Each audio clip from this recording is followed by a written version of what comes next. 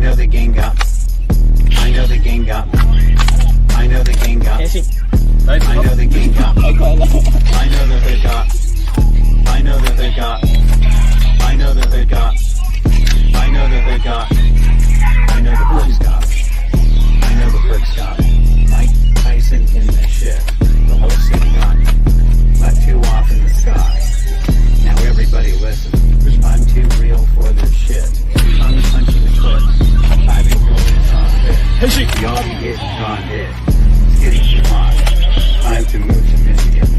Rich like Obama. Time to move to Michigan. I know the gang got me. I know the gang got me. I know the gang got me. I know the gang got me. I know that they got me. Yo, what is up, guys? What's up? Thanks for coming by. This is Tear Your Hair Out. I'm Kem Regic. This is the show where I hop into random live streams that Phantom DMs me. I click on suspicious links and I have fun arguments with people. How are you guys? I'm doing good. Good. Thanks for having me on. Yeah, man. Dude, that was intense. That was intense. Yeah, that was like especially toward the latter half of it, yeah. Oh my god, yes. Dude, it was like, it went all over the place. I was not expecting that. Hey, I think you did great, Kem. I appreciate that. You brought up some good points. That. I felt seriously out of depth towards the end of it. Once MC joined, I feel like the whole thing just derailed. Yeah, a little bit. Especially towards the end of it, when you guys started talking about oceans and stuff, I was like, oh shit, I don't know anything about this. So I definitely have reading up to do. Phantom, I know that you've been in my chat before, so people know who you are. But ARE, man, what's up? Tell us about yourself, brother. Yeah, well, basically, I'm currently a college student. I'm hoping to transfer over to a nearby university. Hopefully, if everything goes according to plan. I'm majoring in biology right now. Just generally interested in different science topics, geology, cosmology, generally the things creationists have a problem with. So yeah, the things they're always whining about. yeah, pretty much, yeah. That's crazy. How long have you been following these Proverbs guys? Because I had no idea who these guys are until Phantom put me in front of them. I think I came across their channel. Like I know someone else who I'm friends with mentioned it, and then I kind of decided to go on and check him out myself. So yeah, I'm relatively new to the channel, or to their channel too. I think I stopped in once or twice a while ago, and I just saw that they were live today. So especially since it was an open mic, so I couldn't resist. Hopping by. Oh goodness, it was crazy. It was crazy. Phantom, how are you, my dude? Can you tell us a little bit about yourself, just so the chat can be informed, for posterity's sake? Now that we've met our new friend here. I'm 44. I like to ride my bike a lot, and been an atheist for about 20 years now. Hell yeah, dude. We got an old head in the chat. Oh man. Ari, what should we call you? What should we call you? Ari? R? I guess I always go by Andrew in the side chat. That's the okay, so Andrew's cool? Yeah. Pretty much everyone in the rest of the community who knows me already knows who I am by now. So all right, fair. All right. I figured I used to go by a different screen name, but now I'm just kind of falling back on it. So hell yeah. So I figured that it would be interesting to take a look at some of these guys' videos, because I'm looking here. Let me pull this up. And we can talk a little bit about it. What are you guys' impressions about these guys? I think they're just a lot of fun to listen to, because they're just kind of out there. They're very much Kent Hovind. Yes. Yes. Oh, yeah. I've noticed, especially here at the top, they talk a lot about Kent Hovind. Yeah, they seem to be fans of him. Yeah. I actually heard something recently. I think one of them actually lives at the Dinosaur Adventureland. Is what it sounded Oh like. dear. What? What do you mean he lives there? It was I believe it was the Steven guy. Oh my. I think they said he was talking about living at Dinosaur Adventureland with Kent Hovind. And it's like, whoa. That makes a lot of sense now in context. Man, that's kind of terrifying. Is that clip I sent you? I don't know if you want to pull that up here. Oh yeah. Let's talk about the clips for a second. So the live stream was kind of insane. I know I got this one that I showed you, Phantom. Well, I completely ignore them. I don't watch them. I don't hear them. I completely ignore them. That's the best way. That's the best way to go about it. I just insane. They were talking about us just as we were leaving the chat. Yeah. Oh, okay. Insane, like, you know, because we do this stuff. We go onto their channels and we listen to what they have to say. You know, let me pull up the one that you sent me, Phantom. What do you guys think? So what I thought was funny is one of them, after you left, Cam, one of them was saying, "Yeah, these atheists, they always want to Google everything and research it." And it's like, well, yeah. What? What? Oh, imagine that. I don't know a piece of information, so let me go look it up so that I understand it before I put my foot in my mouth. What? My goodness. That's crazy. Let me pull up the clip that you sent. I just like I understand how human bias can lead you in certain directions just because we all have our innate biases and we try to counter them. But like putting myself in the mindset of some of these people, like not Christians in general or religious people in general, but like science denying creationists or flat earthers or you know, the like just putting myself in that mindset is like impossible. Like how are you going about this? What are you doing? It strikes me as so strange, especially because when MC hopped into the stream, right? He was like, "Well, you can just Google it. Just Google it, right?" Right. So it's not a problem when they want to do the Googling. It's a problem when we do the Googling. Right. Because we're scrutinizing what they say. Exactly. Exactly. Well, what it is you take the top results, and what you're supposed to do is go to like the 10th page and look for the really pseudoscience results. Right. Yeah, right. The dark web side of things.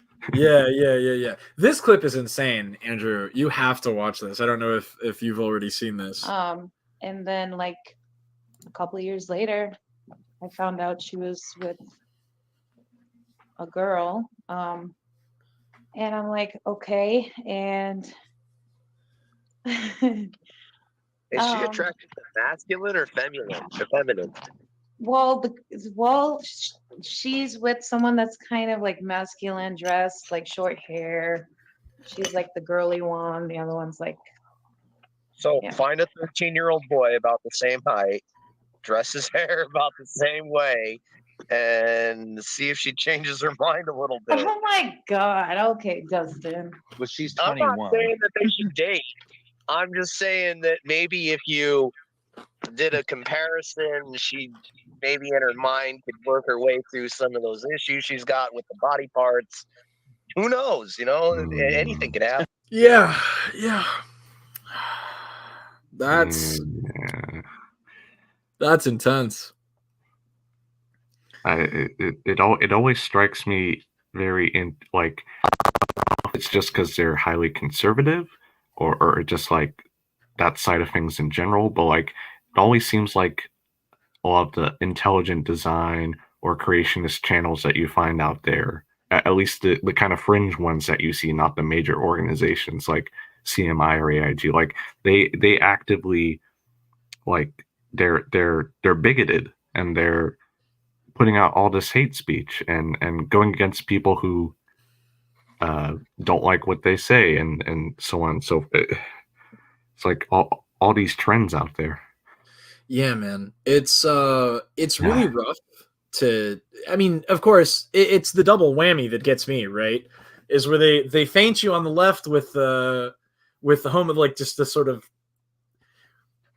what would you call that? They're just like the casualness of the homophobia. There, it's like, oh, well, Right, she's right. a girl, and they're like trying to psychoanalyze the attraction and like make it like a medical thing. We need to give her treatment, but then the right hook comes around with the 13-year-old boy that just appears out of nowhere, and we have to dress him up. So he like, what?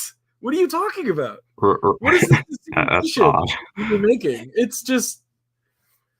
It's so creepy, dude. Or like they do it like, didn't they do that with the same thing with us or with atheists in general? I think someone was saying like it's a medical condition, or they typically say that. Or, Oh yeah, or it's a religion. Yeah, like, no, it's religion.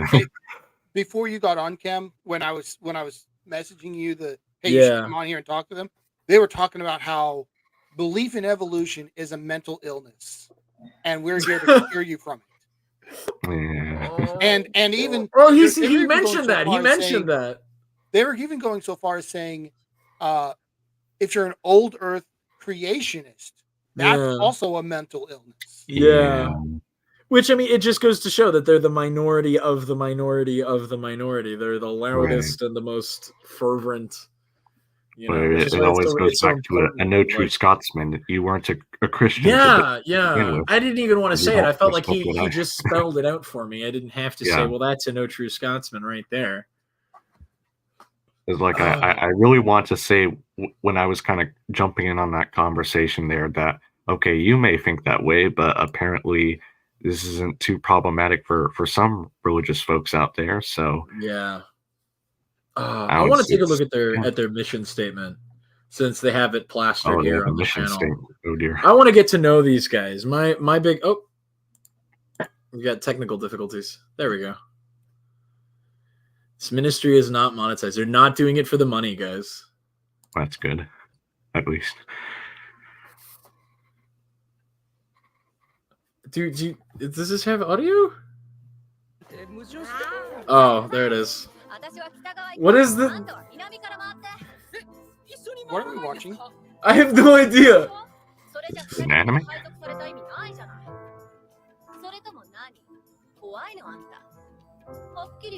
What? Whoa! This is copyrighted music. What is this? Oh yeah, they don't have they play copyrighted music, and I asked them about it one time. It's like, hey, how do you not get copyright on this? Oh, this song is okay to play. It's like, well, it's not okay. You just don't get shut down. It's just music. See, look, even the video recognizes it. That's crazy. That's it. It's just. That's it. It's just music. Your mission statement is a bunch of songs. With as little words as possible. Depressing sayings. What the fuck? It's interesting how some people just see the wrong or the negative in others instead of the he just drops a phone number in here. That's crazy. Wow. We actually put a phone number there? Yeah, it's right here. Look at that. Oh, that's not going to turn problematic at all. No, not at all. That's okay. Well, their mission statement is Lincoln Park, I guess, guys. Their mission statement is Lincoln Park. It's just okay. Man, I don't remember. Right. I mean, I remember listening to Lincoln Park like 20 years ago. Yeah. Are they Christian? They're kind of out of the zeitgeist. How did Lincoln Park become Christian? Hold on. Since when is Lincoln Park Christian? Welcome to Proverbs Sky Ministries. It's just the logo. That's so funny. Does he have multiple mission statements there? Where the or multiple intro videos? Yeah, there's something. The official intro. There's more intros. Yeah. Why there's so many intros? No, and that's not even the intro they play. How old is that one?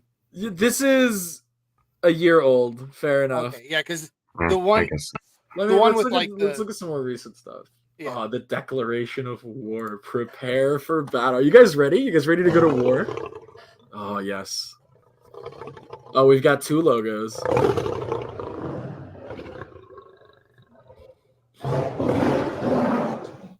We're going to talk about a warfare today because there is a dark.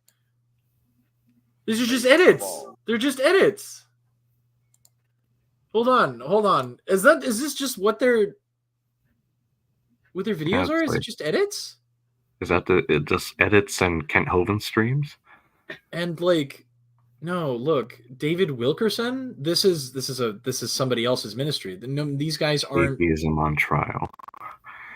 I think a lot of their they're just re-uploading. They actually do is in their live, not in their videos. I guess so. Yeah. Oh, they've got some live stream clips here. Yeah, I don't think I've ever seen them actually post since I've been paying attention to them. I don't think I've ever seen them actually post a video. It's always been live streams. Interesting. I mean, fair enough. Some channels just do live streams. I mean, it's much easier. I'm not saying do that. It's a bad thing. I'm just saying. Yeah. I'm not sure what if these videos are just like them reposting stuff or whatever. Everything I've seen them. Hey, Father Charles, appreciate you, brother. Thanks for coming in. Oh, here we go. Yeah, here we go. Here's a Zoom video. Hold on. Here we go.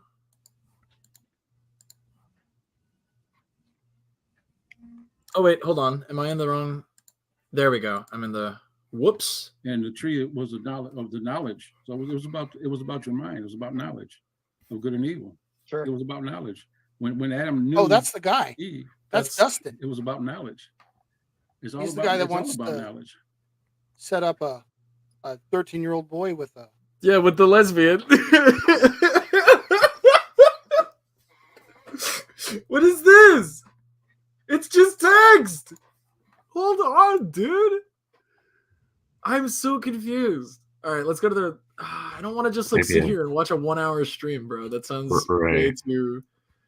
That's like. But they're just like re-uploading shit. Okay, I don't have. There's nothing. Yeah, maybe some of their clips here. The firmament. Oh no. Oh no. Oh no. The firmament. Oh, I mean, they are Kent Hovind sims. Oh god damn it. Of course they're going to believe. I keep hitting the middle mouse wheel. Because you mentioned that about Abraham's seed going to be as the stars.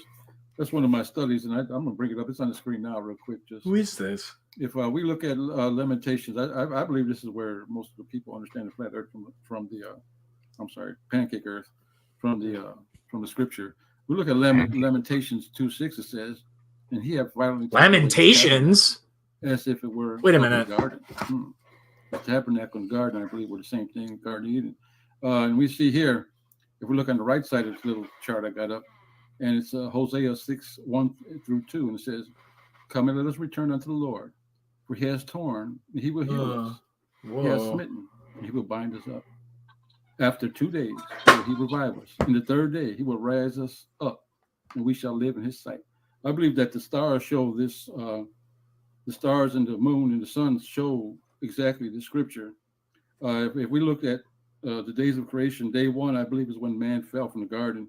Then we see day 2 is a day when the firmament was created. Day 3, the plants and trees, and day 4, right? On the third day after the fall, the stars, which are equated to our people as being us, the seed of Abraham. Guys, I think they've cracked it.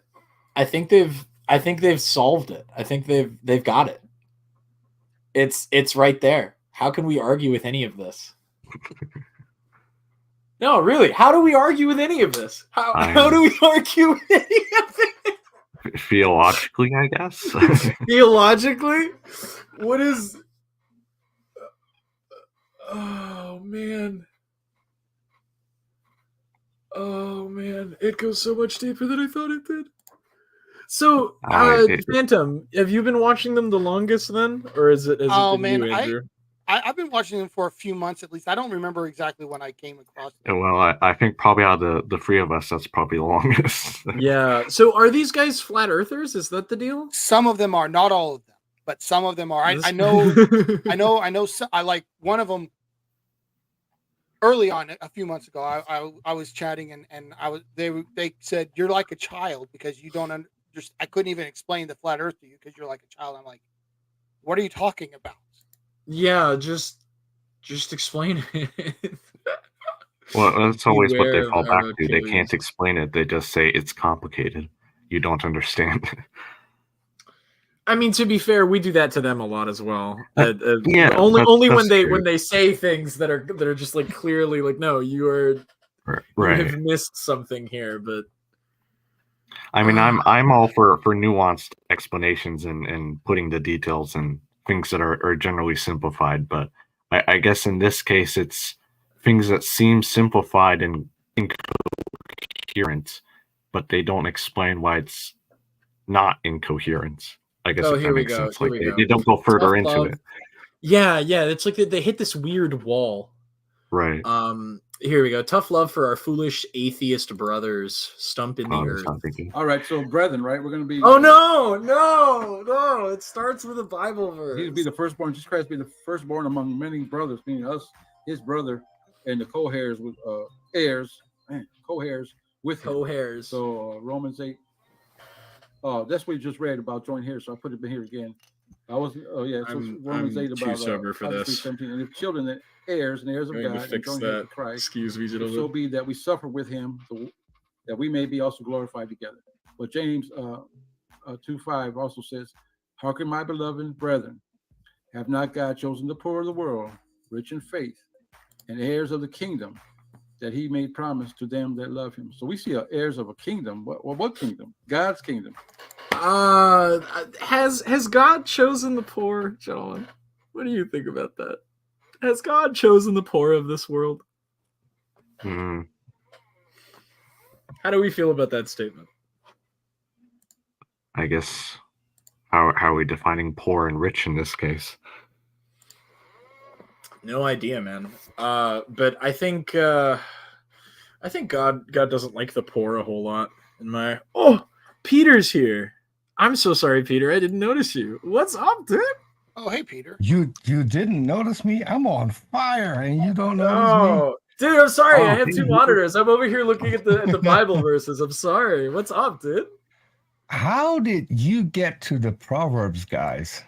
Phantom, dude. I was driving home from work, and Phantom hits me up, and he's like, "Hey, man, you gotta check these guys out. Get in their live stream." And I was like, "Hold up, brother. If they're still live when I get home, I will hop in." It was interesting. Oh man, it was kind of wild. Someone should alert Mark Stoney. Mark Stoney, who's that? Mark Stoney is a former DAL member and a good friend of mine, and DIL? Father Charles official, who's in chat as well. Yeah, Dinosaur Adventureland. Oh. Okay, one of you two mentioned something. Was it you, Phantom, that mentioned about living at Dinosaur Land? Yeah, I think the one that Stephen Andrew. I think he lives at Dinosaur Adventureland. I believe. I think he was talking about that. Crazy. Yeah, we're trying to find some content of theirs to react to. It's been pretty slim pickings here. They're just like re-uploading Kent Hovind stuff and weird flat Earth models. Yeah, and weird flat Earth shit and edits.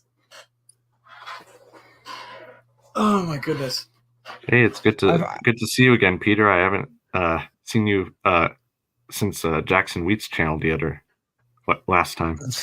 Since my power got cut off midstream.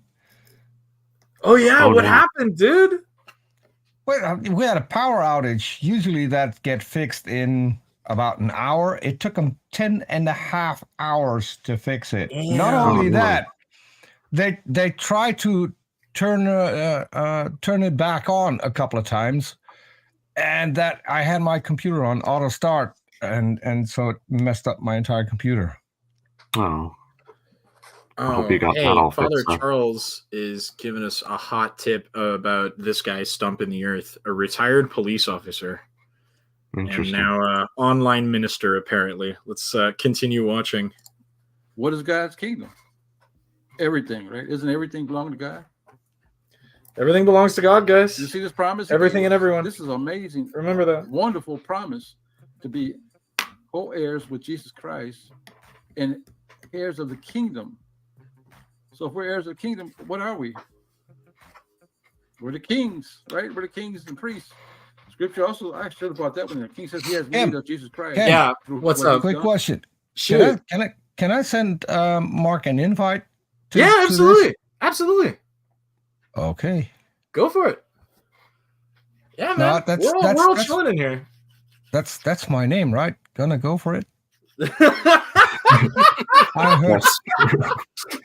Go for it, dude. Live up to the name. Live up to the name. Yeah, it's an open mic to anyone who's like chill.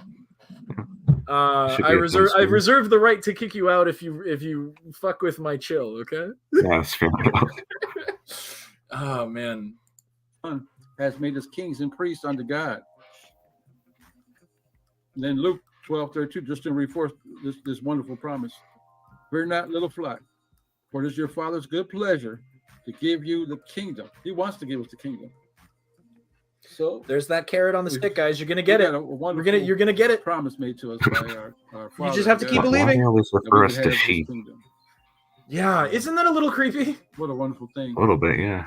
I've always found it a little don't know creepy. what they're going to miss out on. They really don't get it. I mean, even if they say they don't burn forever in the lake of fire because they reject God, they just go away or whatever, and there's darkness. Whatever happens, I'm not really sure about that. To be honest with you, I hope it's not burning in the lake of fire forever. But look what they're missing out on. They're missing out. Guys, you're missing out on the big party in the sky with the guy who did all that genocide. Well, they're missing out on it right now too. Yeah, they're missing out on it too. That's messed up. Oh, I can't tell the joke that needs to be told because we'll get kicked off the air. I can't. Going to be there robots like they'll say. You're going to be robots to God. You can't do nothing. You're going to have the whole kingdom, but you won't do nothing wicked, of course, because you're a son of God. You're going to do righteousness this time. It goes back to pride and the carnality. Amen. It's hard for them to see the bigger picture. I fail to see how this is relevant to atheism so far. Yeah, honestly, I think maybe they're just calling us immoral here by proxy. I guess so. Yeah. People be offended. My experience watching these guys is that my experience watching these guys is they are convinced that if you just show Bible verses to atheists will just see the truth and not be atheist. Yeah. They still think that's the magic wand, which doesn't work. Oh, really? Yeah, if they just read us the right verse, it'll just click, right? They don't understand that we had just have a fundamental problem with how they use this. I have. And why should I believe it? Yeah. What? Right. It's the word of God. It says it right there. Yeah, why should I believe that? I found a new tool. If you want to stump a Christian, ask them why we should believe the Bible. Crickets. It's kind of funny that they never see that coming. Yeah. Right. Scripture says the fool has said in their heart there is no God. I don't see that scripture. That's not me. I love that one. I love that one. See, you don't actually disbelieve in God. It's not that you actually doubt it. You know it in your heart to be true, and you're lying. I love it how he says, I'm not saying that. The Bible says that. I'm just repeating it because I like it, because I think exactly the same thing, because I would say that, but it's in the Bible, so I can shove off responsibility and pretend that I didn't say it. Exactly. It seems the whole thing's about not questioning the fundamental base of it. Don't ask questions. Don't think. Don't use your brain. I wouldn't even have a problem if someone said, the fool said in his heart, there is no God. You can say that straight to my face. I have no problem. Mark Stoney in the chat. Get in here. You got the link. Scripture is reliable and gives purpose in an ultimately purposeless universe. What's wrong with a purposeless universe? Why can't you make the purpose for yourself, brother? Mark, come on, get in the chat. We know, or get in the VC, bro. We know you're in here. Mark, deviant outcast, and I will roast you on that pretty soon. We'll set that up. I'm gonna have Mark on my show with his co-host. Mark, what's up, dude? Who's an atheist, and Mark is a Christian. So that's gonna be fun. Yeah. Let's have some diversity of thought on this. Hey, Mark, stream, brother. You're here. Hello. Here. Hello. There you are. What's up, Hey, dude? Mark. Switch my inputs. Hey, how's it going? Hey, Kevin, Pretty I saw good. you on the Proverbs guy show earlier today, and I I'm sorry that you ran into Stephen Bolin. Oh, No, did you make him rage quit? Did you make him What's rage up? quit? I don't know. He had to step away. He just like typed in the private chat, "I have to go for a bit," and I was like, "Okay, whatever." He was getting heated there. I think Really? I think he triggered him and made him rage quit because he That's didn't come crazy. back for like that an was hour. not my intention, man. He was trying to have a over talking you conversation. quite a bit at some points. Yeah. Yeah, it was kind of intense. infuriating to watch. So Mark, here, let me pull this down. Oh, hold on. I'm a boomer about this. Introduce yourself. Who are you? What do you do? What's your deal?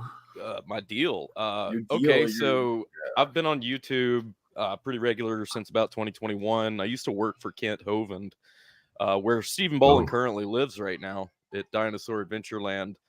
And I figured out that Kent was a lousy scoundrel, a charlatan, and has pedophile friends that he puts in higher regard than his own volunteers, children's safety. So I got a really bad taste in my mouth for Kent Hovind, got really disillusioned leaving that place, and been kind of exposing him ever since. And here lately, I've been kind of doing more. You're selling yourself short.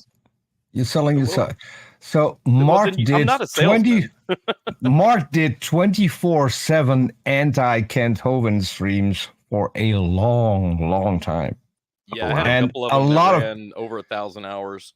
Yeah, a lot of channels supported him by saying, "Okay, I did a show with Hovind. You can put that up as well." And so he was basically restreaming. That's crazy. Everyone in the community, which I think was great. Mark, if you'll allow me, doing the Lord's work. If you'll allow me, you're doing the Lord's work, man. Kent Hovind is a scourge. I know. Yeah, good on you, can't Mark. stand the guy. He's a terrible person. I had no idea runs what a I was terrible getting ministry. into. I had no idea what I was getting into, and I was a bit naive when I first went down there too. So it took me a while, but yeah, he's exactly that. He's a scourge on YouTube. He's a scourge on humanity. He's just a terrible person. So I think so. Hovind does have charisma. So if you are a believer, and especially if you are a young Earth creationist or open to that idea, Kent Hovind has the power to draw you in, and he paints a pretty good picture of himself and of Dinosaur Adventureland. So saying that you were naive to fall for that, I mean, a lot of people have fallen for that. Right. Yeah, well, I was naive that's to the whole point about narcissists is that they're good at what they do. Yes. Right. And con men, they wouldn't be con men if they weren't good at it. Exactly. But I was naive to all the underpinnings of Kent Hovind, the things that aren't public and online, and I wanted to make a lot of that public, and I did. You sure did. Man, I'm super interested in talking to you, dude. Let me switch up my seating position here because it's under my skin. Oh, and by the way, Bolin is a protege of Hovind. He's some of those arguments were verbatim Hovind arguments. Like can you give us the spark notes on him? What's his deal? Bolin? Yeah. He's got a 46 IQ. I'm serious. I'm dead. Oh my! I mean, I wasn't gonna say nothing, but jeez. Yeah, he's not the smartest ship off the block, huh? He's not as smart as he thinks he is. He's Mark, full of bravado, though. Was he the drunk one on P-Town's channel? No, that's Lupin. Lupin was the drunk. Oh yeah, that was Lupin. Yeah, Lupin was drunk today too. I'm sure you could hear him slur in his speech. Yes. Oh my God, he was sloshed. Yeah, he always is. He's been worse than that before too. So no kidding. Question about Lupin. Worse than that? Oh yeah. I wasn't gonna say anything because it's not my stream. I'm trying to be polite, but jeez, man, it was bad. It was like a week ago, maybe 2 weeks ago. He was completely sloshed on a show, and I popped in, and he went off on me saying that there was blood on my hands from when the kid at Dinosaur Adventureland drowned. He asked me to have my daughter, my 10-year-old daughter, give him an intimate massage. I'm like, whoa. Yeah. So that's the kind of. I mean, we just watched this clip that Phantom sent me. I'm gonna put this back up because this is this is an insane clip that Phantom sent me, but we just saw that for our very own eyes. There's something weird about this guy when it comes to kids. Hold on. I'll put this back up. Stop screen. Was there something you want to say, Phantom? Oh, I was just going to ask. I tried to ask Lupin in the chat. Is he a flat earther? Do you know? Achilles is. The Yeah, guy I know that was Achilles is. Heart of Flesh. I don't think Lupin is. Okay, because some of those things he was But I saying don't know. at the very beginning of the stream was like, sounded like it was flat earth stuff, but I couldn't tell for sure. Oh, P-Town's there too. My old friend P-Town. Did you catch Lupin's little hint, hint, wink, wink to the anti-Semite that came on the stream? Yeah, man. I was like, necessarily disagree with what you're saying, but yeah, the dog whistling, the dog whistling, right? Yeah. No, that was intense. All right, you guys have to watch this clip, bro. All right. And then like a couple of years later, I found out she was with a girl. And I'm like, okay, and Is she attracted to masculine or feminine? Well, she's with someone that's kind of like masculine, dressed like short hair. She's like the girly one. The other one's like. So find a 13-year-old boy about the same height, dress his hair about the same way, and see if she changes her mind a little bit. Oh my God! Okay, Dustin. But she's I'm 21. not saying that they should date. I'm just saying that maybe if you did a comparison, she maybe in her mind could work her way through some of those issues she's got with the body parts. Who knows? You know, anything can happen. Want to seduce a lesbian with a 10-year-old boy? Yeah, with a 13-year-old boy. Because that'll fix her, guys. That'll fix her. Yeah. That's not even Lupin. That's Lupin 2.0. I mean, man, anybody who would like associate with these people like regularly. Yeah. I don't know, bro. This is kind of messed up. Yeah, it's pretty. Well, pathetic. depends on what you do. If you go over to their channel and just take the piss and rile them up a little, I'd be all for that. I mean, that's kind of what we did. Apparently, I made the guy rage quit. So yeah. Oh, especially they were when talking smack about us after we left. Yeah. Hey, Kim, how long was that Kent Hovind debate review that was up there? The one in the middle, it's 55 minutes. Oh, 50, okay. There's one debate that debate was wild because it was two young Earth creationists arguing about which version of young Earth creationism was the right one or something. It's like what? Yeah, it's like so weird.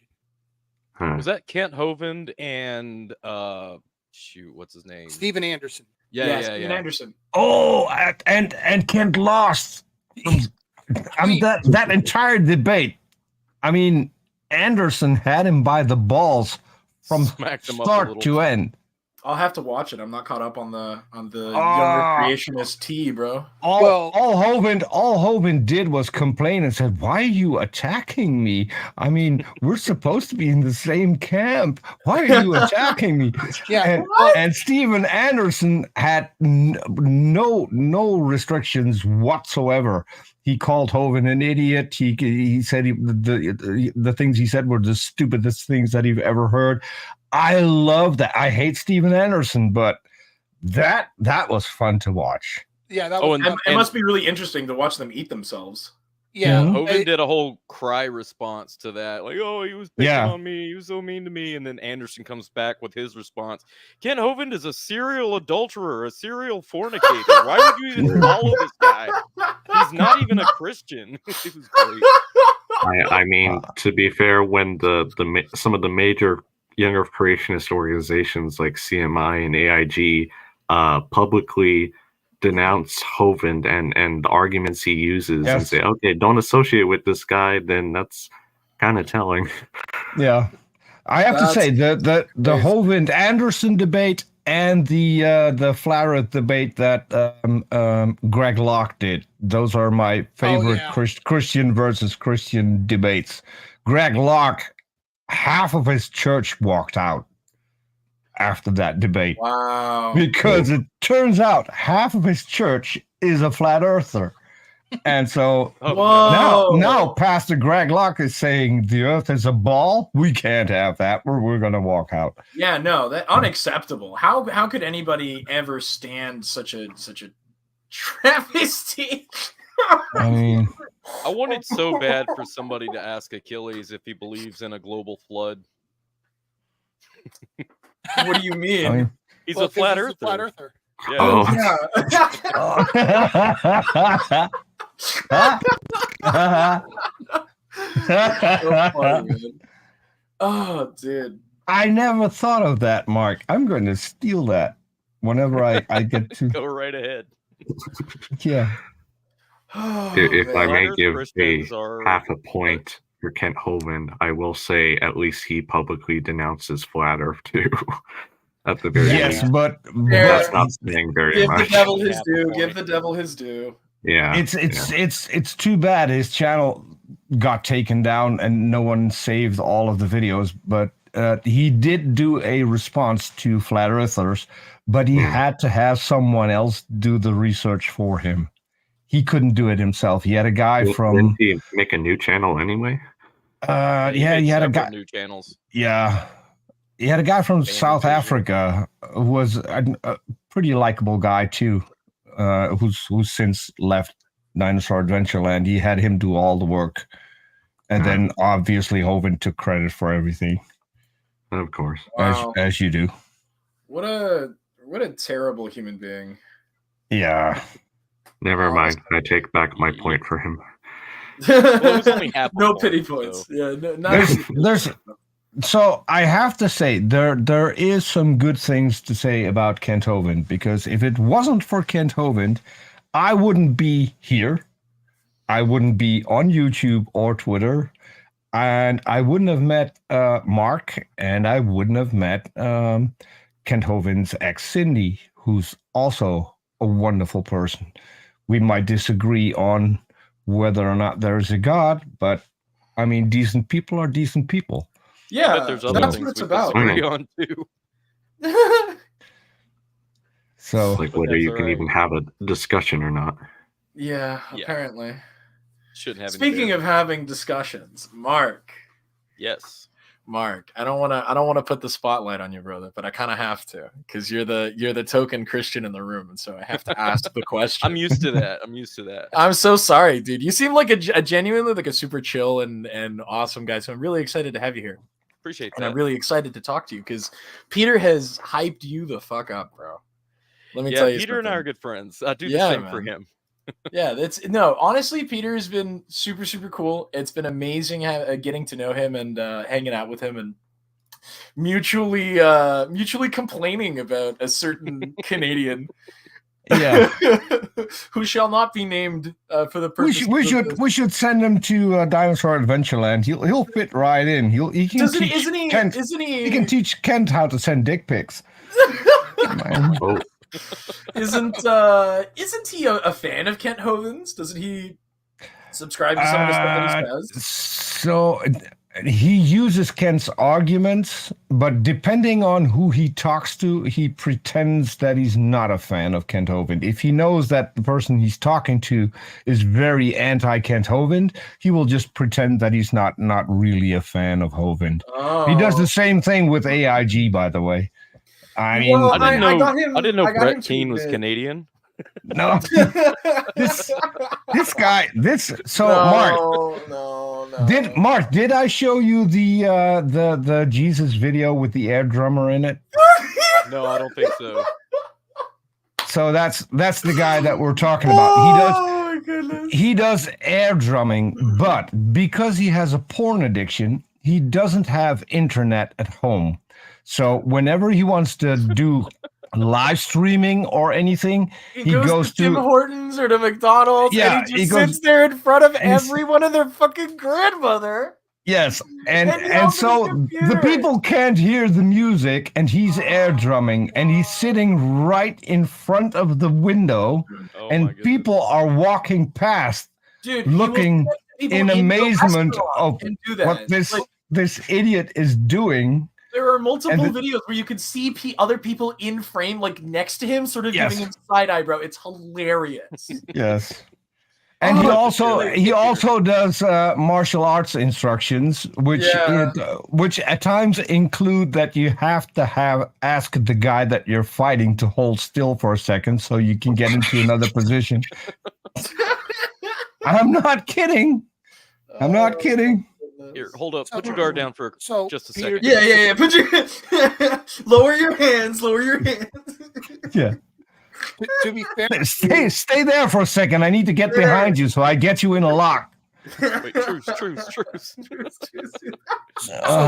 To be fair to the people who are watching Rob do the air drumming, that can't hear the music that he's listening to, neither can the people who are listening to his live stream.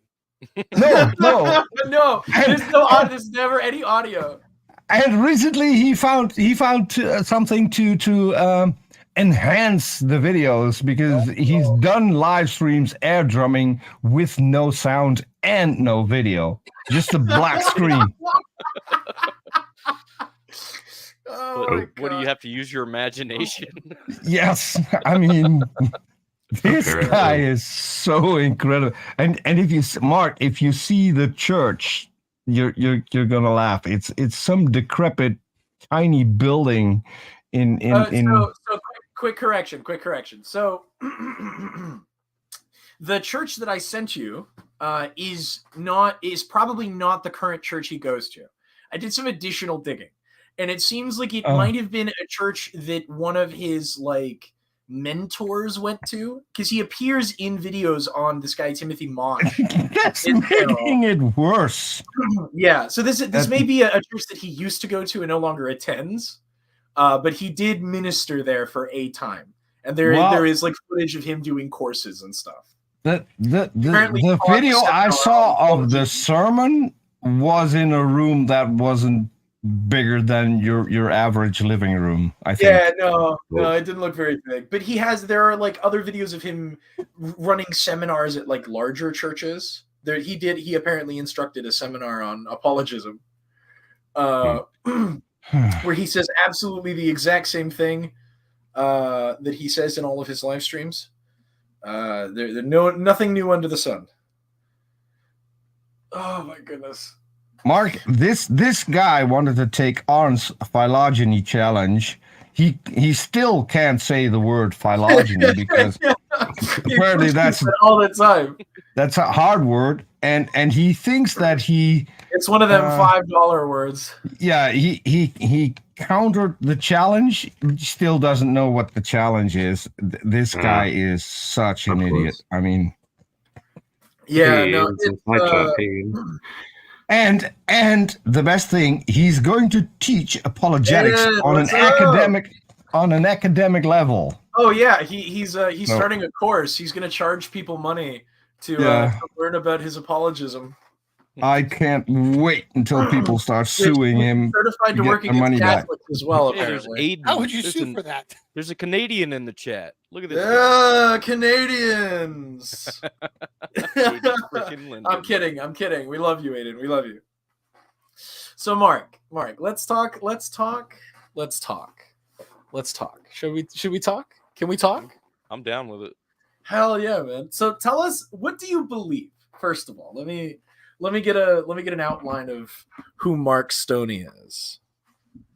Well, what do you want to know specifically? I want to know what you believe, brother. I'm a Christian. I believe the Bible. A lot of Christians would probably call me a heretic. For the things that I believe. I'm a preterist. I'm Reformed, leaning Calvinist. And yeah, especially coming from the Hovind camp, I get a lot of haters for not just the fact that I expose Hovind, but my theological views as well. But I've been a student of the scripture for about a little over 15 years now that I've really knuckled down and started reading instead of just claiming to be this super Christian that knew everything about the Bible. I found out I didn't know shit. I was ignorant about most of the stuff. I used to believe, the rapture's coming, but Jesus is coming back. We're all going to get snatched out of here. Only to discover that the rapture is not even in the Bible. I think you were saying in their chat, it's the first century apostles were not teaching. Yeah, or they even weren't. They were not. They understanding had a no rapture. concept It was of the the rapture. resurrection That's a of the modern. dead. Exactly. Yeah, exactly. And they based that entire rapture theory on that one passage out of, I think it's 2 Thessalonians, talking about they'll be caught up in the air. I mean, do you not know anything about what's the word, allegory? I mean, yeah, we're not going to get snatched up in the air, like physically in the air. It's the resurrection is an ongoing spiritual event that Right. Christians experience when they come to Christ. I mean, Paul wrote, you were dead in your transgressions, but now you're made alive. You're quickened, which is the same as made alive. So that's your resurrection right there. The first resurrection obviously happened in reading Matthew 25. And I know atheists like to call it the zombie apocalypse, where the saints, the Old Testament saints that are enumerated in Hebrews 11, and of course probably many more, were said to walk around the streets of Jerusalem. Their graves were opened and they were seen by many. So there's your first resurrection of the dead, and the spiritual resurrection is ongoing even to this day. Now, as far as my preterism, I believe explain for those who may not know what that term means. Yeah, sure. So preterism is the theological position or the eschatological position that all or most of the prophecies have been fulfilled within the first century time frame. I tend to lean more towards the full preterist side and saying that all the prophecies have been fulfilled. I mean, Jesus came to fulfill the law and the prophets. Well, he said, I came not to destroy the laws and the prophets, but to fulfill. And I guarantee you won't have any trouble finding a Christian that says Jesus fulfilled the law, and they'll base it on that verse. But then when you ask them if all the prophecies are fulfilled, they're gonna balk. They're gonna say, no, Jesus is definitely still coming back.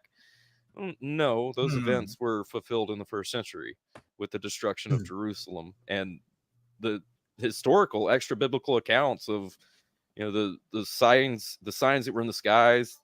Tacitus wrote about seeing armored chariots and troops, and Josephus wrote about seeing troops in battle, arrayed for battle, dashing across the skies.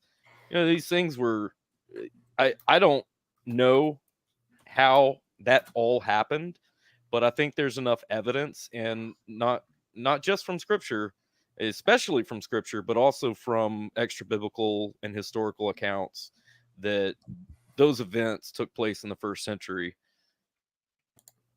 Interesting. This is not something I've been presented with. I've never heard of this. What would you call this theological position, preterism? Sure. What leads you to? Oh, sorry. Who? Oh, go ahead, Cam. No. Please. I was just going to ask. So, do you believe that you believe that Jesus already returned? Yeah, he returned in judgment, just like he said he would. And so, like, you don't believe in the 1,000 years of. Yeah, that's definitely a metaphorical period of time. I think it can be related to an indefinite period of time. You look through the Old Testament, and the oldest person was Methuselah. He didn't even make it to 1,000 years. Got pretty close, but he didn't quite make it. So I think whenever 1,000 years is used in the Bible, it's used to illustrate a long period of time that no man can really fathom, because we don't have the experience of living 1,000 years. We don't even have the experience of living like 120 anymore. But yeah, I don't think that it's a literal 1,000-year period. I do believe that Satan's already been cast into the lake of fire along with hell. I don't believe in eternal damnation or punishment. I believe that when non-believers die, they cease to exist. And believers go on to be with the Lord in whatever capacity that might be.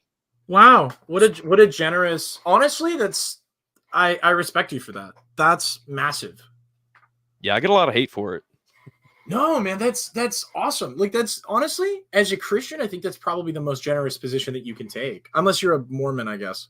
Because the worst you can do is outer darkness, and you have to be like one evil motherfucker to get that. Yeah. Interesting. What do you make of the final prediction of the Book of Daniel that Antiochus would die in Israel? I'm not too versed on that particular topic, but as far as Daniel goes, I believe that the 70 weeks is one that passage where they get the Daniel 70 weeks from is one of the most misunderstood passages in Scripture. Yeah, because the people want to relate Daniel 7 rule thing. Yeah, they want to relate the Antichrist to making a covenant with God's people, and that's never in anywhere occurred in Scripture before. So they identify who is supposed to be the Messiah with the Antichrist and completely get it wrong and reject the second coming that happened, the destruction. I mean, you look at the first the Old Testament, like the 6th century BC, where the first temple was destroyed, and God didn't come back in the flesh. He didn't come to earth in the flesh. He sent armies to do his bidding, but he was still said to be riding on clouds, and that's to denote like this. And the sun of the moon going dark. It's like cosmic deconstructive language, and it's not meant to be taken as literal. That's not how these ancient people wrote. They wrote very metaphorically, very allegorically in a lot of ways. Yeah, there's that's a not lot to of say poetic language. Yeah, that's not to say that all of the Bible is allegory or all of it. There are certainly some literal parts in there, but you have to interpret Scripture in the lens of a historical and grammatical approach, and that would be a hermeneutic is how you approach dealing with ancient texts or how you approached reading anything. And I would subscribe to a historico-grammatical interpretation of Scripture, and it's pretty laborious to study the Scripture that way, because you do have to take into account historical facts. You do have to take into account that not everything is going to be literal that you read, and I think Scripture's meant to be written that way. I don't think it's a deception. I think it's meant to be a challenge so that people will dedicate themselves to figuring it out. And it's a lot of people really want to go at it like with no sense of how to study, no sense of how to interpret anything, let alone an ancient text, and then they just end up like our friends over there, the Proverbs guy, and just stealing arguments from charlatans like Kent Hovind when they've done no research on their own. And I think Lupin was a pretty clear example of that tonight. Yeah, completely. I find this fascinating personally. I have never been confronted with this kind of theology. I'm gonna have to read up on it before I can properly respond to you. Oh, cool. It's man, interesting. Yeah. So do you think that the world's going to end? Or is it just... I mean, eventually there's going to be like a heat death of the entire universe. So, well, yeah. But I mean, like is anything like what's portrayed in the Bible? No. Well, I mean, yes, exactly like is portrayed in the Bible if you interpret it in its proper context. So what is your view on the Book of Revelation then? What is the Revelation has been fulfilled? I believe it was written before 70 AD. A lot of scholars will say that it was written in like 95 AD under Emperor Domitian, but I use Revelation 17:10, which talks about there are 10 kings, 5 have fallen, and 1 is, and I relate those 10 kings to the Caesars of Rome, and beginning with Julius Caesar, you take away the first 5, and the one that is would be Nero. And that makes the most sense for the writing, the timing of Revelation, because if Revelation's written before the destruction of Jerusalem, you can't ignore the fact that it's interesting writing about the destruction of Jerusalem. Yeah. And as far as like the new heaven and the new earth, I believe that's just the new economy that God deals with man. It used to be the only way that man could commune with God was through temple service, and the priests would go into the Holy of Holies, and that was it. That's how they communed with God. This is the old Judaic law. But that was their whole world. That was their whole world. How their whole world revolved around the temple. Yeah. And that changed in 70 AD dramatically and permanently. I don't believe they're ever going to build another temple. Yeah, go ahead, Peter. Don't look now, but your groupie's here. My groupie? Oh no. Hey, we've had a couple of pleasant conversations in the past couple of days. We've been she's been letting me off easy, I guess. Oh boy. Oh, my goodness. it's I don't have dangerous, anything. Mark. Look, Dangerous listen, I don't have territory. anything against Missing Mod. I really don't. But I don't have anything for her either. I can be internet friends with her, and that's great. That's fine. I can deal with that. Not what But she thinks. all this lovey-dovey stuff is, Oh boy. I'm just not available for any kind of relationship with a woman. Just not. Not a Oh. man either. I'm 100% straight. It's just I've been through a lot, and I'm kind of taking a break from women. That's And, fair. well, Understandable. not women in general, Understandable. just like, relationship No, wise. Missing Mod, come back. You scared her off, bro. What's up with that, man? See, look, What's up with that? I seem to have. Honesty gets you. It's I'm okay. really trying to It's be okay. honest and explain my position here. No, it's understandable. And it pisses people off. I seem to have that effect on Missing Mod. She's not gone. She's watching, but she won't type in chat. Okay. Well, that's a Click shame. on the chat participants. She's still Missing in there. Mod, you're welcome in my chat anytime. Absolutely. Yeah. I will not She'll mistreat fill it you up, like too. these two cretins in my VC. She'll fill it up. Mark, what is your prescription for others? Are you an evangelist? What is your goal as a Christian? What do you think your job as a Christian is? To know God and enjoy Him forever. And if anybody wants some of that, I'd be happy to explain the gospel and all that. I believe everybody is kind of already familiar with the gospel. I don't think there's many places in the world you can go where the name Jesus is like a foreign language to them. They're going to know who He is and what He is. I mean, maybe like in North Korea, far reaches of China, where people just are not aware. By and large, the vast majority of human population has already been presented with the gospel. They've already decided whether to accept it or reject it. No, I don't go around street preaching. I don't really do any evangelism. I just try to give people an explanation for why I believe what I believe. Interesting. And if that convinces somebody to change their perspective, then awesome. It's nothing that I've done. Confirm that. I've been on Mark's channel several times for several hours at a time.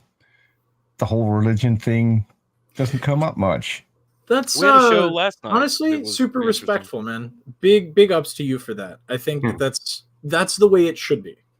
You know, yeah, I got caught up with the Hoven crowd, and they're all gung ho about sharing the gospel, getting it out there. We got a war to win, right? War, all this and the that. us versus them stuff, man. Us versus them is bullcrap. We're all humans. We're all in this together.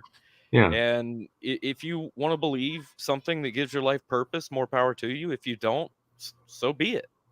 I mean, it's not like I can force somebody to believe, especially with my beliefs. I mean, it's the Father that draws people. Right. And of course, there's going to be opportunities for people to hear the gospel or even look into what this Jesus character is. And I mean, it's not incumbent on me to convert people. Now, if that happens through my speech and my actions and my explanations, so be it. That's great. It's like I was saying, it's nothing I did. I'm just trying to explain what the Bible says about stuff. Right. Try to refute all this nonsense that people have going on today about, the end of the world, it's coming, it's the apocalypse. It's like, get out of here with that stuff. Yeah, that's, man, huge respect. That's honestly, that's what it should be. 100%. Oh, yeah. I agree.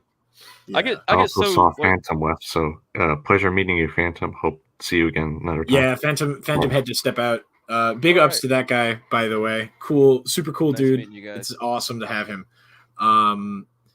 Man, I honestly, I don't know that I have anything for you. I find it fascinating that you believe these things, and I find it fascinating how different you are from other Christians, right? And I think it's really awesome.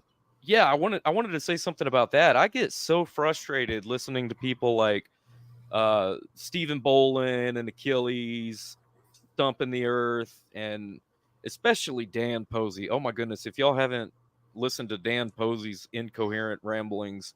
You want to laugh, listen to that guy. He's on the Proverbs guys a lot. Oh, but I'll have to look into Yeah, it. I've I talked get to so him a few frustrated times. because they act like they know the scripture and then they don't. Like, it's so obvious to somebody that studied it. Like, Yeah. imagine, and I'm not comparing myself to like a law professor or something, but imagine a law professor, listening to someone like Chili, the sovereign citizen guy, the auditor.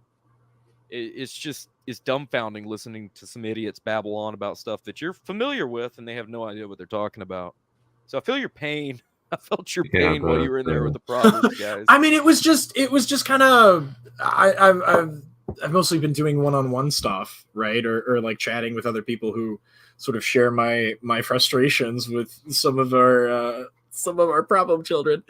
But it's a completely different experience to walk into, like, I'm, and I did the 2-on-1, but I'm very clearly outnumbered here, right? And I sort of have to take it from a bunch of different sides and a bunch of different angles, and I'm not super used to that. It was an interesting experience. Well, you just got steamrolled is all. Yeah, man, it was kind of hard to keep up with them. And at the end, when they started talking about like oceans and stuff, I was out of depth. Like, this is past what I can like really like reasonably respond to, without doing like an immediate, quick Google research session in front of me, right? Nothing wrong with that. Yeah, but I can't keep doing it at everything they throw at me, right? Because then they, like you said, they steamroll you. I felt like I was paying attention to the random thing here. I felt like I was paying attention to the chat for the most part. Did Steven ever pull up or cite the specific fossil location he was talking about? No, he did not. No. Oh, and those pictures they were showing and calling them polystrate trees, those were not polystrate trees. They were inclusions that I forget what exactly they're called, but it's just, it happens. Like intrusive volcanic rock kind of thing. Yeah. All polystrate trees that we know of are one species, which is a species that doesn't rot. Right. Yeah, they're very different from modern trees and gymnosperms. Yes. Yeah. Interesting. They're more closely related, or well, missing one. I'm referring to Rob and Greg. Gary, not Greg. Rob and Gary, the two guys that me and Peter have been talking a whole lot about recently, plus some other people on Twitter.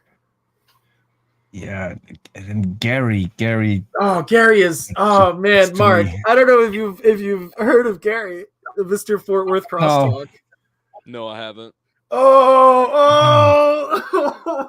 He's so bad, dude. I did a stream with my sister Jazz and Peter, although you guys were not on at the same time, watching one of his videos, and this guy is malignantly stupid, I would say.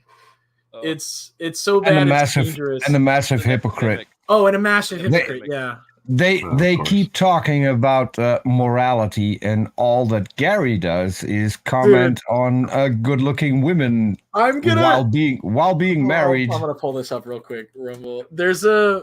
He does this video where he's complaining about a far right influencer, right, like a conservative influencer, who is not being modest enough. With her content. Let me pull this up real quick, because it's actually just like kind of sick that he cares this much about how like a woman is dressed in her own home. And he has a fixation for breasts. They're the jugs or they're not big enough. Yeah, man. Here it is, Isabella DeLuca. Let me pull up to the specific where he's like staring at her. It's like, it's so gross, dude. So just a womanizer, basically. I mean, he's just gross, man. Like he's just like some weird sex pest. He comments on the pictures she posts, and he's grinning all the time, and he keeps her pictures up for a long time. He plays the whole video, right? And he just stares with this weird ass face the whole time. And then he complains that she's dressed immodestly because of the tight-fitting clothing. But look at that smile. Yeah. This is like the level of. Why is she wearing a skin tight shirt? Maybe she's comfortable. I don't know if it's late at night. It looks. I don't know. My first instinct was that was late at night. Maybe it's not. Maybe I have no idea. She's wearing her pajamas. I don't know. But the shirt is obviously too small for her. It's not. That's his whole complaint, right? And he goes on to complain about other conservative women. Let me see if I can find. I see nothing wrong. That shirt's not low cut. It's fine. No, it's not fine. skin tight. I mean, what's his problem? That she has big breasts? I mean, and then clearly they're not small, but that's not her fault. I mean, it's what you want to portray to your daughter. You want your daughter to think that this is how we dress and this is what we look like. She doesn't have any kids. Look how ridiculous these pictures are. It's just normal, candid photos. Yeah, just totally normal. It's just, she's in. I think he's just uncomfortable with the female body, and that's probably what's going on in his mind. And then he goes on these weird like machismo rants where he's just like, how would you feel if this was your wife showing herself off to other guys? You gonna share your wife with these other guys? Like it's so fucking gross, dude. He thinks of women like objects. It's the weirdest, grossest thing I've ever fucking seen, bro. Seriously, if that's a thing, you know, women posting pictures like that and then getting other men's attention, go and try to comment on these pictures and see if you can't get a little action. It ain't gonna happen. Man, you should see his Twitter. You should see his Twitter. That's all he does. Me and Peter have caught him in multiple, where he's just like, because he doesn't get that his tweets are public and that his likes are public. You know, it's so weird. So these are the people that we've been dealing with recently, and of course, it doesn't take much to show these guys to be just like complete morons, right? Yeah. You're on a completely different level. Of course, the Proverbs guys was just having missing mod. That's my point. That's my whole point. Like, no girl is gonna like get some simp off the internet from picture. I mean, she could, absolutely she could, but they're not going to. They're just not. That's not how the world works. Yeah, man. It's if you're going for someone, there has to be something else than presence on the internet. Yeah, dude. If that's all it takes, or pictures. Yeah. If that's all it takes, bro, I don't think you should be doing this, honestly. Mm-hmm. Oh my goodness, Mark. I guess I only have one more question for you. Good, because I'm actually about to be out of time. My daughter. Oh, geez. Yeah, I got a 10-year-old, and one we quick like to spend a little question, time at the end of the night even before she goes if to bed. the answer requires a different conversation, that's fine. Sure. Do you personally believe that your religious beliefs can be confirmed empirically? Do you make material claims? No. Not at all. So you believe it's an entirely internal, personal experience? Well, I believe the evidence that I have is the eyewitness accounts that are in the scripture. All our evidence comes from scripture. We don't have these supernatural, miracles working today, like people like to say. Nobody's laying hands on people and healing them. Nobody's making the lame to walk again. It just doesn't happen. We don't see it. But yeah, we have eyewitnesses of these things happening in the first century, not just in Israel, but there's even some accounts of like in Egypt, stuff like this happening. So as far as you're concerned, show's over, party's over, everybody's packed up their shit and left. The only way that's left for you to get on the bus is for you to believe in Christ. Believe the story, believe Christ, that Jesus is the Christ. I don't see much more to it than that. I mean, that's the will of God, is that his elect will believe. And if I'm to do God's will and all I have to do is believe, well, I mean, that entails a lot. Obviously, if you believe something, you're going to follow the rules set forth. And I'm not perfect. I've got sin in my life. I mean, if you say you don't watch porn, you're lying. Everybody does that. If you say you don't drink, you're probably lying too. I mean, unless, like obviously recovered alcoholics that can't drink, but and lusting after women too. That's another thing. You're just going to do it. It's natural for people. I mean, it's natural for us to seek out things that are not necessarily healthy for us. for whatever reason. But no, Yeah. it's not some like magical party that happens when you believe, and then all of a sudden you're like a whole different person. No, you work on yourself as you go, and I Right. think the Christian life, the true Christian walk, is marked by sacrifice and the willingness to put your own desires to the side to honor God with your life. I mean, I think that you can tell a Christian by what they do, how they treat people, how they act. Christians should be easy to get along with. We should be. I hate all this contention that guys like the Proverbs guys and Hovind brings into this. I mean, it's YouTube, it's the internet. I get that, but they put such a bad name on Christians. Like, just go out in public on a Sunday and see all these people coming from church. You're not going to get into like this freaking debate over evolution and creation and have each other at Right. People are just trying to live their lives, man. Yeah. There's something about the internet, though. People get behind a camera, behind a keyboard, and they just become bombastic. It's crazy. Well, you know what they say? They're the minority, but they're the vocal minority. Very much so. Exactly. Very much the so. loudest minority. Well, Mark, it's been an absolute pleasure, my friend. You are always invited on this channel. I absolutely am adored with you. You're awesome. I do appreciate Thank you so much. All right. Thank you, guys. Absolutely, dude. Take it easy. All right. Thanks for dropping by, Mark. Yeah, Good to see man. you. Good to see you again. Take care. Take it easy, bro. Peter, thank you so much for bringing him on. That was awesome. That was an interesting view. What a fantastic experience. I have a whole new thing to learn about. That's so cool. Yeah, Mark is a really, really cool guy, and I'm as I said, I'm proud to call him my friend. Man, I hope I get the honor someday. We hang out a lot and have a lot of fun. So yeah. Oh, I'm staying on Missing Mod. We're gonna be watching something here. We'll figure something out. But man, am I just massively impressed with Mark and how just like chill and straightforward, and it's like that's how Christian conversation should be going. Yeah. Right. Holy so shit. when Mark left Dinosaur Adventureland, I think Atheist Junior was the first one to pick up on Mark and have him on his channel, and Mark has talked to several atheists after that, which is why he caught a lot of slack and abuse from Hovind followers too. But I mean, every single one, every single person that I'm aware of that had Mark on their channel thinks that he's a good guy, he's a cool guy, and he's awesome. He's great to talk to, easy to talk to. Yes. It doesn't feel there's no adversarial attitude at all. Yeah. No. And Mark isn't easily offended either. Yeah. Which is another great thing. I mean, I'm pretty much the same. You can say whatever you want to me. I'm not going to be offended easily.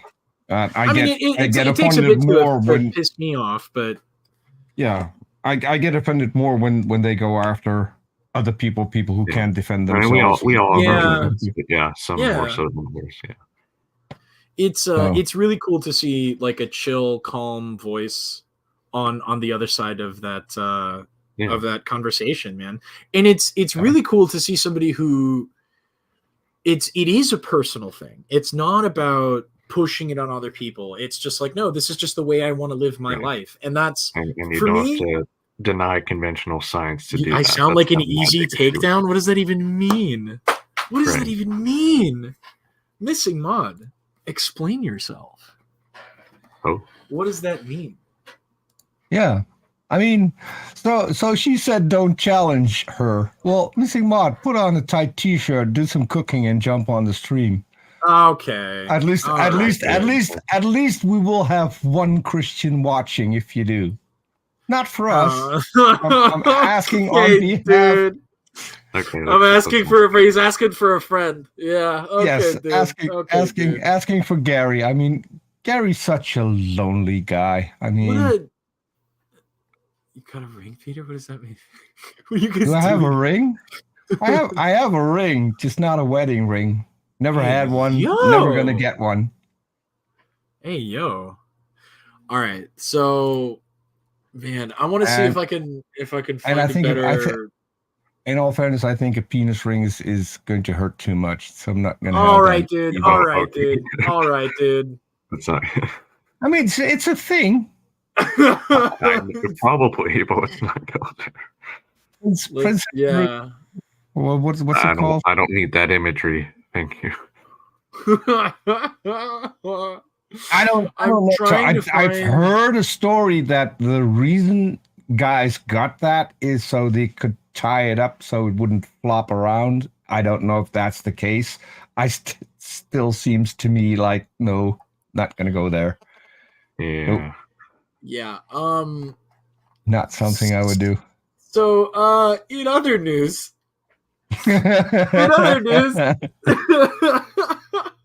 to get away from the current topic, I'm trying to find a good video from these Proverbs guys because I do want to understand them a little bit better if I'm going to be yelling at them in their chat, I guess. But do they have any other creation evolution in material besides with Kent Hovind? I'm trying. I don't think so.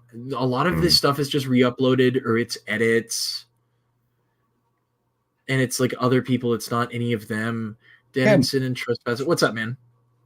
So I think you should shoot Missing Model link. She wants to talk about the birds and the bees. I mean that's come on and teach us, Missing Mod. I'd love to do that. Are you in contact with Missing Mod? How do I get the I don't want to just post the link in chat.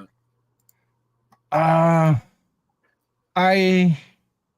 think. Hold on. I think I have her email. Okay, yeah. If you want to email her the link, Missing Mod, you're more than welcome to hop on if we can keep it. Maybe not family friendly. There's a lot of swearing here. Oh, you're not coming on? No worries. No pressure. I want to know. I'm trying to find anything, man, that these guys have like actually created that isn't somebody else's content. It's a bit random here, but since you brought up the birds and the bees here, I think it wasn't like one question that Steven brought up where it was like, Missing okay, Mod, how could the we can get along. I mean, I even offered to send you the link. I'm not going to say your email address, but the space thing is still your email address. I don't know who's kidding and who isn't. Missing Mon, if you have Twitter, you can always hit me up and I will DM you the link if you want. At Kemregik, Kemregik, one word. But I don't want to drop the link in the chat. I'm calling you Peter Sucker. I don't mean no offense, but half the time I don't know if she's kidding or so. Yeah, I'm not. I'm so confused. And I don't mean to sound rude there. Just yeah. Yeah, there's nothing that I can like. It's gonna. Hold on. There's no meat to chew on. There really isn't. It's just all live streams, and I honestly don't want to sit here and watch them for hours. Right. It's like if you're gonna do that, then you might as well. Yeah, I'm gonna be here for a worst case. I'll just keep going with my Gary stuff. This is kind of an impromptu stream. I had no plan for it. I guess weren't you guys in the original Proverbs stream? If you don't mind me taking in a different direction. Go for it. Weren't you guys? I know it was briefly mentioned the topic of cosmology and Big Bang theory, and where did that go exactly? I kind of it didn't really go anywhere. I just sort of explained that they for some reason think that we have like a set cosmology. Okay, Stephanie, check your email. There's a link. Okay. I had this conversation with Rob, and I tried to condense it. But the idea of like the beginning of the universe is kind of a misnomer because we don't actually, as far as I have understood the research, there is no like set idea for what the beginning of the universe looked like. Yeah, there are several proposals because we just don't have the data right now. Yeah, and you look back far enough. If you look back far enough, you end up at this point where our math sort of breaks down. The tools that we use to study all of these things break down, and that just means we can't look past that point. Nonsensical answers, yeah. Yeah. The way I often phrase it is, rather than an absolute beginning as far as what we currently know, instead of that, I like to think of it as, and I like the way some other people have phrased it as, it's the beginning of the universe in a state we can understand, based on, like you said, our current laws. Yeah, the universe as we know it about as started. far back as we can trace it, essentially. I mean, that's What are you kind of guys doing in all my we chat, can really Peter? do right now. What are you guys doing in my chat? Stop that. Also, the missing mod said, "Better not be another nude." I never sent missing mod a nude picture. I Only have an email. shared it. I have shared a picture of me on a live stream, but there was nothing to see. It wasn't a flattering picture either. So, Oh my goodness. Yeah, but anyway, Andrew, like the indication that we have no reason to believe that it is either static or cyclical, I guess. Like we have no reason, we don't know. And the idea that we don't know for some reason collapses into us thinking that the Big Bang is our like God or something. It's so weird. Right. It kind of triggers them, doesn't it? Yeah, Whenever and the you whole say like, you don't well, know. everything came from nothing. I don't believe that. That's not what any of us think, right? Like at most, I would say there was well, in one potential scenario at least, and like I said, there are many different potential scenarios. Just because we said we can't test between them at the moment, we can't distinguish them. I like the way Lemaitre phrased it, one of the original founders of the Big Bang Theory, who, by the way, for anyone curious, was a Belgian priest. He phrased it. Yeah, he was Christian. Yeah, and he used general relativity, the Einstein's field equations, to derive a solution that resulted in what we now call the Big Bang. But anyways, I like the way he phrased it as a day without a yesterday in that particular scenario. So just a point at which time starts, there was no prior moment. And I don't know, that it's kind of hard to think about and conceptualize, but if that does end up being the case, then I guess that's how the universe got started. Yeah, I mean, I guess maybe it speaks to their like discomfort with uncertainty, right? Right. Yeah, I They guess seem so. to need to have like a hard answer for everything, and this is why they will endlessly fight each other over like how is they kind of justify their a basic beliefs. human instinct is we want certainty in our lives. So I don't necessarily blame them for it, but yeah, kind of nature. I mean, no, it's not that messy, I blame them, but it's you can notice in the way that they talk about these things that they're already sort of coming at it from the wrong angle. They're making assumptions that we don't make, right? I guess so. And that has been the hardest thing that I found myself trying to communicate, is that like we don't need to make any assumptions. We can just look at what's around us and understand how it works. We don't have to. I like to say it on Twitter. There is no why. There is only how. Right? We don't need a why. We can just enjoy how things are. We can just look at how things are. I think the way I often like to phrase it too is about testability, because for any claim you're given, you want to be able to independently verify it. And I'll like with some of the claims, especially that creationists make, you can't test them. Like, and what you were saying about assumptions, what I also wanted to touch on was like, yeah, you at some point you do have to start with some axioms or some assumptions when you're formulating a model. But ideally, you also want those assumptions to be independently testable by some other relevant thing. So it's not really, like you said, that we're assuming something. We're kind of taking principles and ideas from one scientific field, say geology, and then using that building to off come of to a conclusion somewhere else. Yeah. Yeah. It's a structure. You're building a structure, and as you build off of it, all of the pieces support each other, and that's the beauty of science, is that one field is corroborated by a bunch of other fields. right? Oh yeah, yeah. I think I forget who said it, but it was like I'm standing on the shoulders of giants, basically. Yeah, I mean that's Yeah. that's another thing that I had said on a different live stream, just like the passing down of this knowledge. Like these people are doing the work for you. All Right. you have to do is go ahead and read it, right? Right. Like you don't. All you have to do is go and find it and read it. You don't have to go out and do the field work. You don't have to crunch the numbers. Especially You with can the just read internet up now, on you it. can just search it on a Man, search engine. you have all of human knowledge like at your fingertips, quite literally. That's the problem. The problem is, and this is the thing that I still don't get.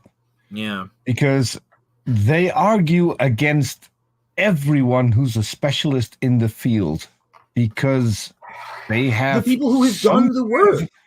Yeah, because they have some kind of conspiracy that yes. Yeah. that they want to rebel against God. I mean, why? Rob why said it to would- me because you want to take God out of the equation. My guy, we go where the evidence takes us. We're not trying to get anywhere. It's like you can't prove God, but you can't disprove it either. So what am I going to do with that? Right. But At use least with that the argument scientific against method. them, and they'll tell you Yeah. that you're wrong. Right. It's the weird double standard, man. Oh It's my like goodness. some of the things were like, well, briefly in the discussion over on Proverbs, guys, I was mentioning some like geologic formations that weren't consistent with a global flood, and I've had people or other creationists that I've talked to come up with like really ad hoc hypotheses with they don't provide any evidence for it, but they say, well, the global flood could have done this, and it could have the water current swirling around in such a way they could have exposed dry land for a period of time, and so on and so forth. It's like, okay, how do I what do I do with that exactly? Like how am I how am I assessing this claim, basically? And I think that's something people don't do a lot, or well, that people should be doing more of is critical thinking skills, how to apply scientific reasoning and logical reasoning, so to speak, how to assess different claims on the internet. Otherwise, you get COVID truth stuff and other conspiracies online recently, and so on and so forth. I have a hypothesis that pretty much covers that, and that is that, and you see this because a friend of mine is my best friend is a Christian, and you see this in countries that have less education or bad education, and I do add in the U.S. when it comes to bad education. Yeah, it's true. Our education system's pretty fucked. Yeah. So, but and the fact that these fundies exist primarily in our country is proof. Right. But the U.S. is still also a highly religious country. A lot of the people are religious. We were founded by Puritans, man. That's the history of the United States. What you are taught is to listen to the guy in the pulpit and believe what he says.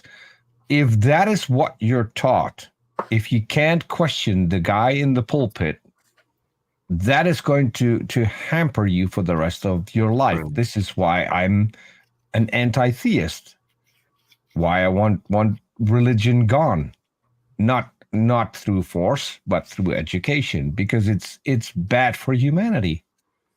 I feel like you'll eventually get your wish. I feel like that's just sort of where it's going to go. I don't know that religion can go anywhere else now. It is where it's going at the moment. I mean, if you look in America, atheists are the largest growing group. Yeah, Pew Research, man. As of 2017, the largest and the fastest growing religious denomination. There are more not Christian. There are more atheists than there are evangelical Christians. This is true. Evangelical Christians, I think, make up like 10%, and atheists or religiously unaligned people are like 30-something% now. Yeah. Like, I don't know if religion or theology in general will ever completely disappear, but yeah, I think it'll disappear from like the public discourse. I think maybe the number of people who are truly like invested in the faith is probably going to diminish, and you're going to start seeing less and less of these people in government. You're going to start seeing less and less of it in popular culture. You know, I just think that Christianity has had its run in the United States, and I think that the way that the country is set up is, to some degree, slowly becoming more and more adversarial towards like Christianity's social grip. Right. Yeah, like personally, as like flawed with, as our government is, that's the one bulwark we do have. Sorry to cut you off. yeah, just gonna say, like, what as far as like what Mark was talking about earlier, like I'm fully okay with what you want to believe personally, what you like, stuff like that. Religious What I have a pluralism, problem man. with is sorry, can't pronounce fundamentalist religious folks that eventually leads to creationism in a lot of cases and science denial in other places. So kind of that sort of thing. That's what I take issue with against. Yeah. The thing that I'm more worried about is a lot of the abuse that is going on, and this is going on especially in the among the fundamentalists. Yes, and the Protestant diaspora. Peter, I watched that documentary, the docuseries you showed me, Shiny Happy People. Oh my god! Yeah. Oh my god! What? If you watch that, and this is what you are, you can't look a woman straight in the eye, I think, because they're treating women literally as property. Yeah, I mean, of course, these guys are like super toy. extreme. Yeah, these guys are super extreme. They exist in the one of the darkest corners of hardline Protestant fundamentalism. Yeah, but they're not in the darkest corners. That's the problem. This is a widespread organization. Ideologically speaking, I mean that they take the darkest, hardest interpretation of the nowhere near like Mark, for instance. Mark is sort of sitting out in the far distance as a beacon of shining hope for the rest of Christendom. But these guys exist in like the darkest, deepest like recess of the hardline ideology. I cannot believe that. I didn't know it went that far, man. I was not aware of the religious organization. I knew that the Duggars were weirdos and that they had some weird Christian organization. I didn't know it went that far, dude. Yeah. And what got to me is the baby voice thing. Oh man, yeah, it has to be one of the most cringe things that I've found while looking at different religions, different denominations of Christianity. I mean, why would you want your wife to talk like a 5-year-old girl? And why would you want her to act like a 5-year-old girl when you're talking? It's creepy, dude. It's super creepy. You've piqued my interest in a bad way, and now I'm not sure if I want to actually see that. So it's on Amazon Prime Video. It's called Shiny Happy People. It's about the 19 kids and counting. Oh, yeah. Okay. It's about them. It's about the Duggars. The women that are part of this I think you can call it a cult. So the they are movement largely. Yes. So they are expected to talk in a specific way to their husbands. So with a soft, high-pitched voice, totally submissive. It's so incredibly creepy.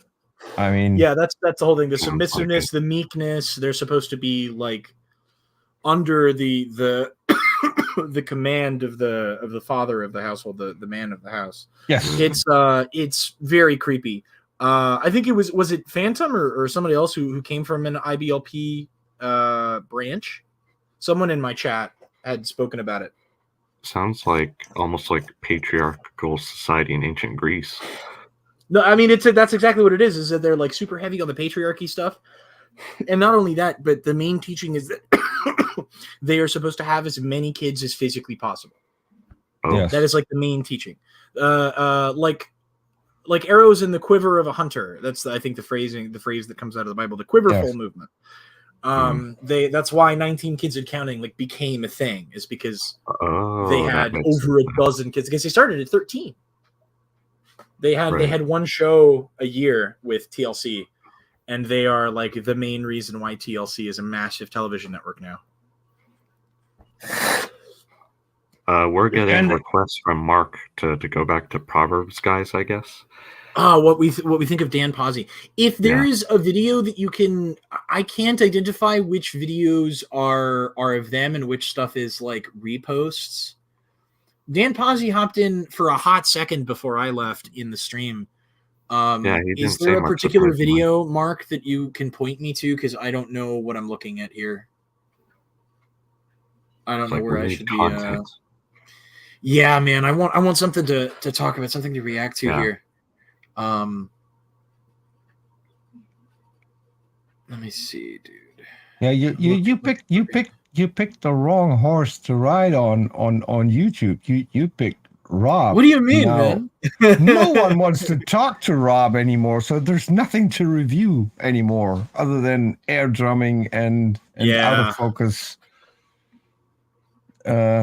martial arts. Yeah. The what's his name? The eldest son.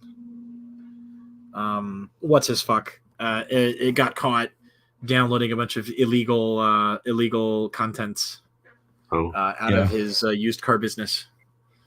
And he got his stuff from the worst provider of that kind of video material in Australia, and that guy's behind bars as well. Oh, so Josh Duggar, that's the man. Yeah, Josh Duggar. That's his fuck. And guess what? Guess who picked up Kent Hovind when he got out of jail? That was Jim Bob Duggar. No way. Really? Yes. Jeez, man. What a sick family. And a good friend of mine. A good friend of mine has. Mark, you gotta help me out, brother. You gotta help me out. I don't know what the fuck I'm looking at with the Proverbs guys. Is there like a classic Dan Pazzi video here that you can point me to? Because I don't know what I'm looking at. There's so much content here, and I can't tell any of it apart. If you could like drop a link. Oh, you can't drop links because you're not a mod. Yeah, oh, sorry. Hold on. Oh man. Anyway, sorry, Peter. What were you gonna say? So another friend of mine did a documentary on Hovind, which I think is still the best documentary on Hovind. If you want to know everything you never wanted to know about Kent Hovind, it's McKinnon Mitchell is his name. McKenna, how do we spell that? McKinnon Mitchell. McKinnon? Hold on.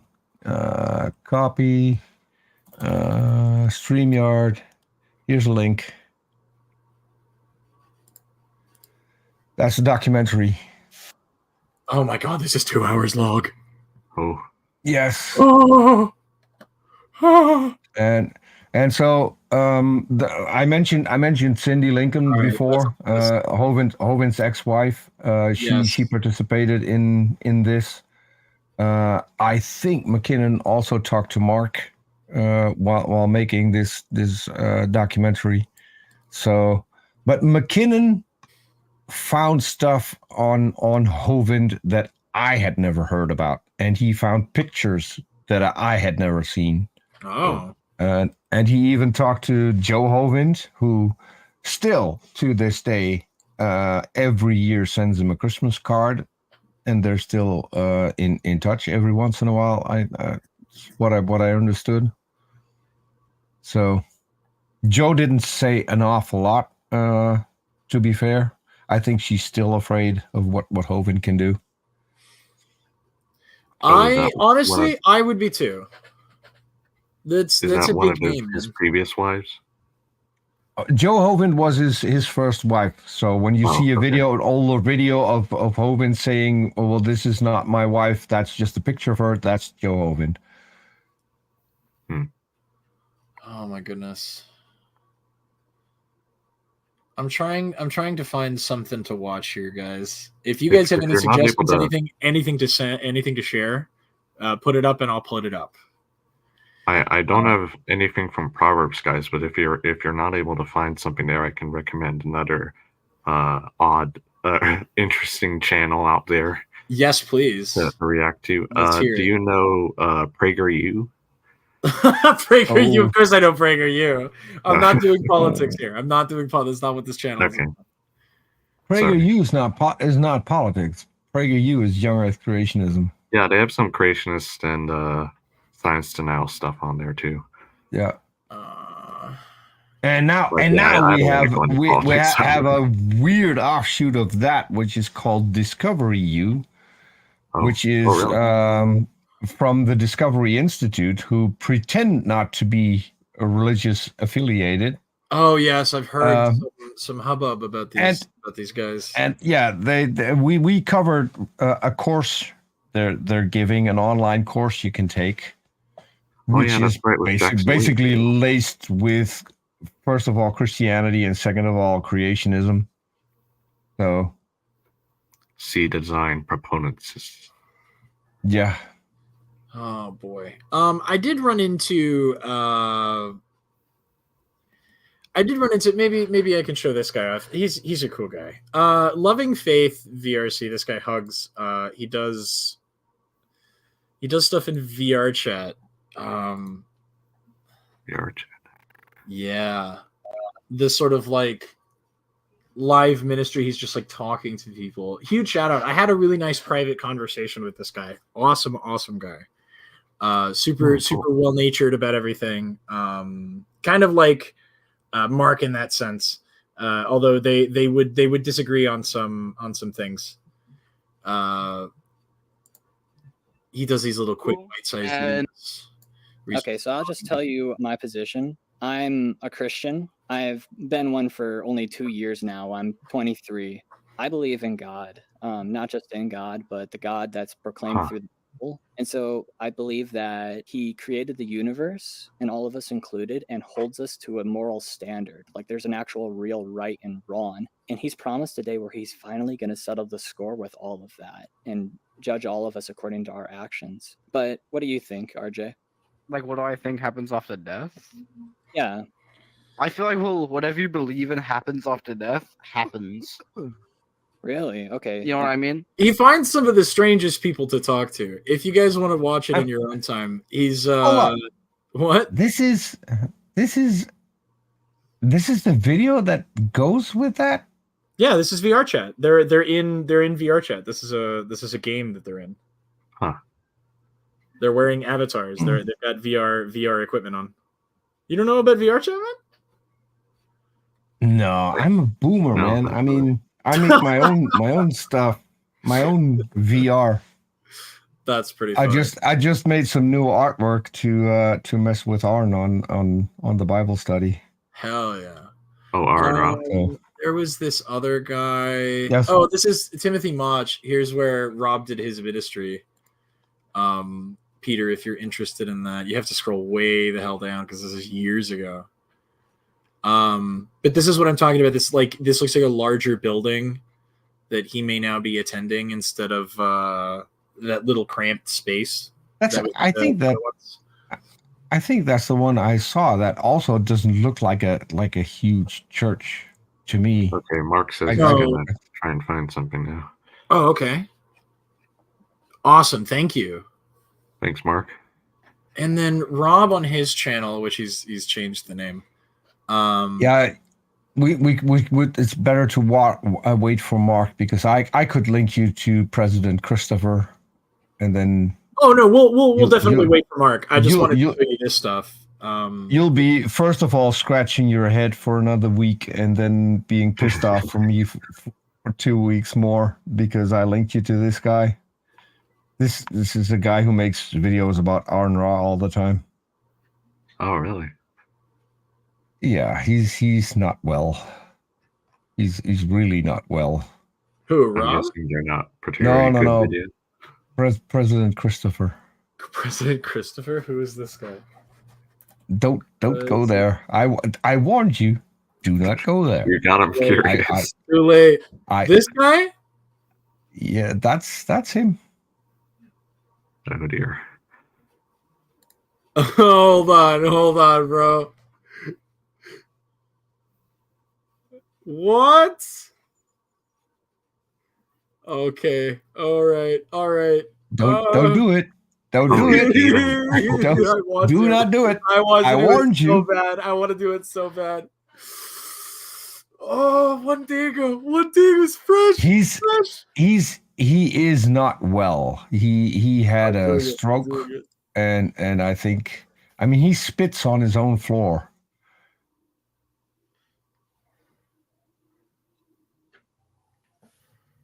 This is found footage. This dude is encrypted.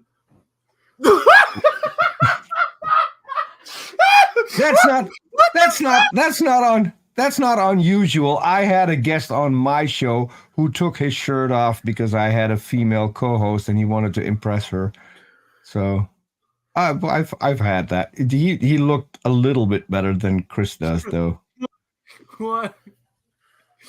What is it? Chris isn't going to impress anyone. Leave the pants alone, Chris. Don't touch him. Hold on. You breathe so loud. I'm not good looking. No, you're not. Curse God. I will not do curse God if I'm not good looking. I do.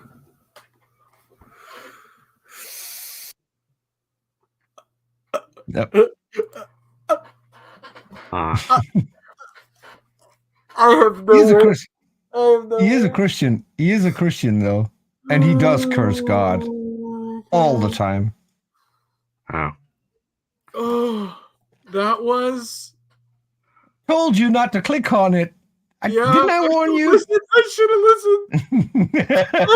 listened. Oh my god.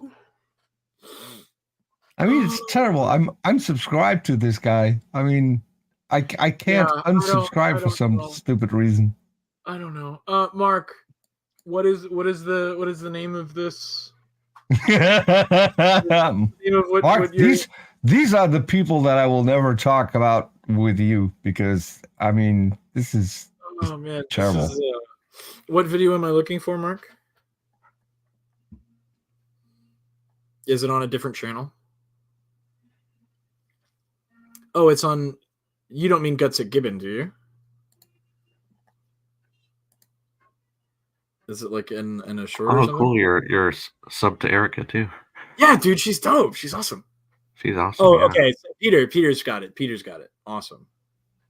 Erica was part of a show that we did on Kent Hovind that some idiot, an ex-FBI guy, is still mad about that we haven't published it.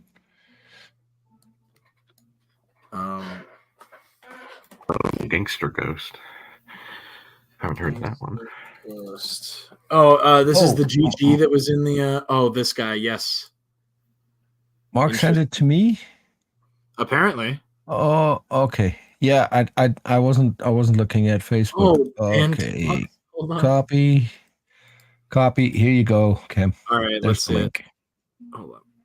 Whoa, that's a Facebook link. Hold on. I'll get you the.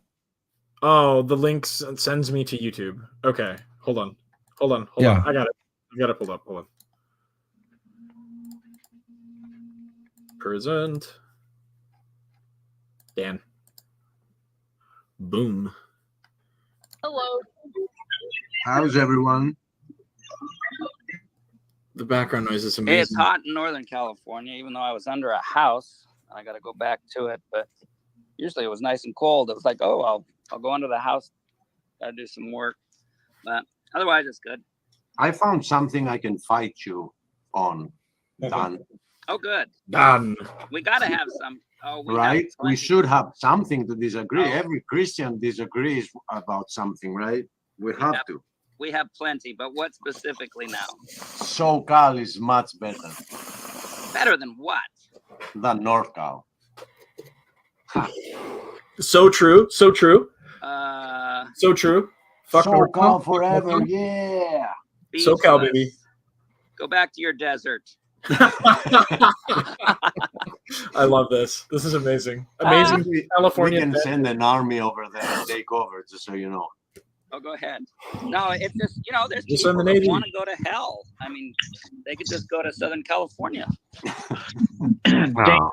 Yes, in addition to Southern California, there is the state of Texas, but that's irrelevant.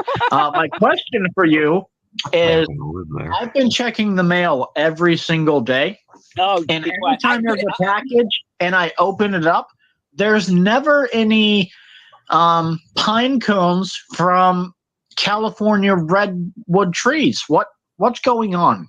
Did you ever give me your address? It's 488 No, Pearl no, no, Way. no. There's no way. There's no way.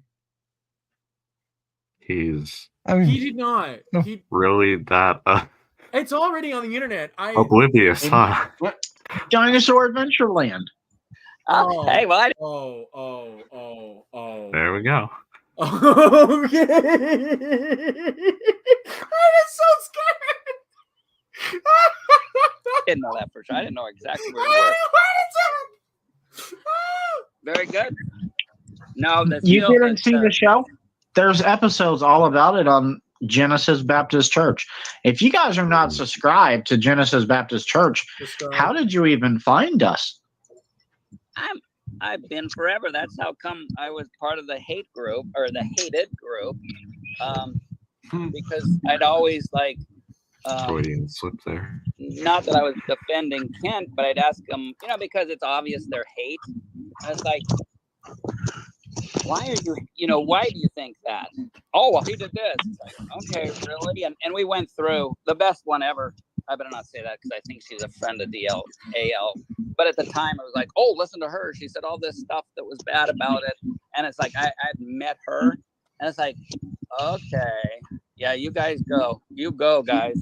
And then, she was anti-Hoven, and then they were loving her. And then it's like, she's like, oh, no, I don't like that. And then, she's crazy. Don't listen to her. What is the context of all of this? I don't understand. It seems like they're having a conversation about people who were at Dinosaur Adventureland. Seems like it. Peter, do you have any insight on this? Well, yeah. So one of the guys is living at Dinosaur Adventureland. All of the Proverbs guys were there quite recently.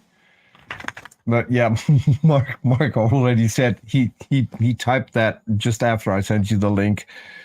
Listening to Dan gets enormously frustrating. He never makes sense. He doesn't. Oh no! Well, yeah, I just want to know what he's talking about. Like, is he, because they're referring to people and events? Yeah, but this is the problem for people who have no self-awareness. If you go on a live stream and you talk about a topic that you're both familiar with, your audience might not be familiar with it. So at least explain what you're talking about. And that's what these guys apparently don't do. They think that everyone should know about it. Sounds like there was some everything. sort of like schism within the organization there, that there are some people who the guy he's talking to is probably one of the people criticizing Kent in the chat, which is why he says he was one of the hate group, because everyone who disagrees with Hovind is part of the hate group. Of course. Oh, now it makes more sense. Thank you. That's other drama I stay away from. I totally. I think I also met this channel. Wait, so is Dan a fan of Hovind too? Then? No, I think Dan just said that he was a part of the hated group for a bit. Oh, okay. Okay, that makes more sense. I do not remember how it happened, but at some point, I saw that channel there.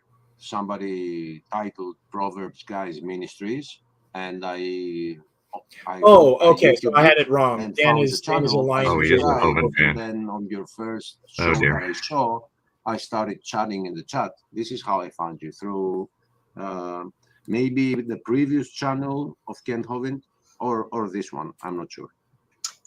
By the way, may I show y'all something? I think those of you that are on the group chat would have already seen this, but Achilles, I went into my local grocery store and guess what I found? An entire display of poppy soda. They're definitely paying him. They're not There's no paying me. way What is that that? he keeps mentioning it. What's poppy soda? I have no idea. Ryan the closeted homosexual? What? Wild accusation. Every time, and They're not he's paid. not getting paid. Speak. They are Bring paying them. me, but I will say that the money they spent on the Super Bowl commercial seems to be paying it off. They seem to really be growing.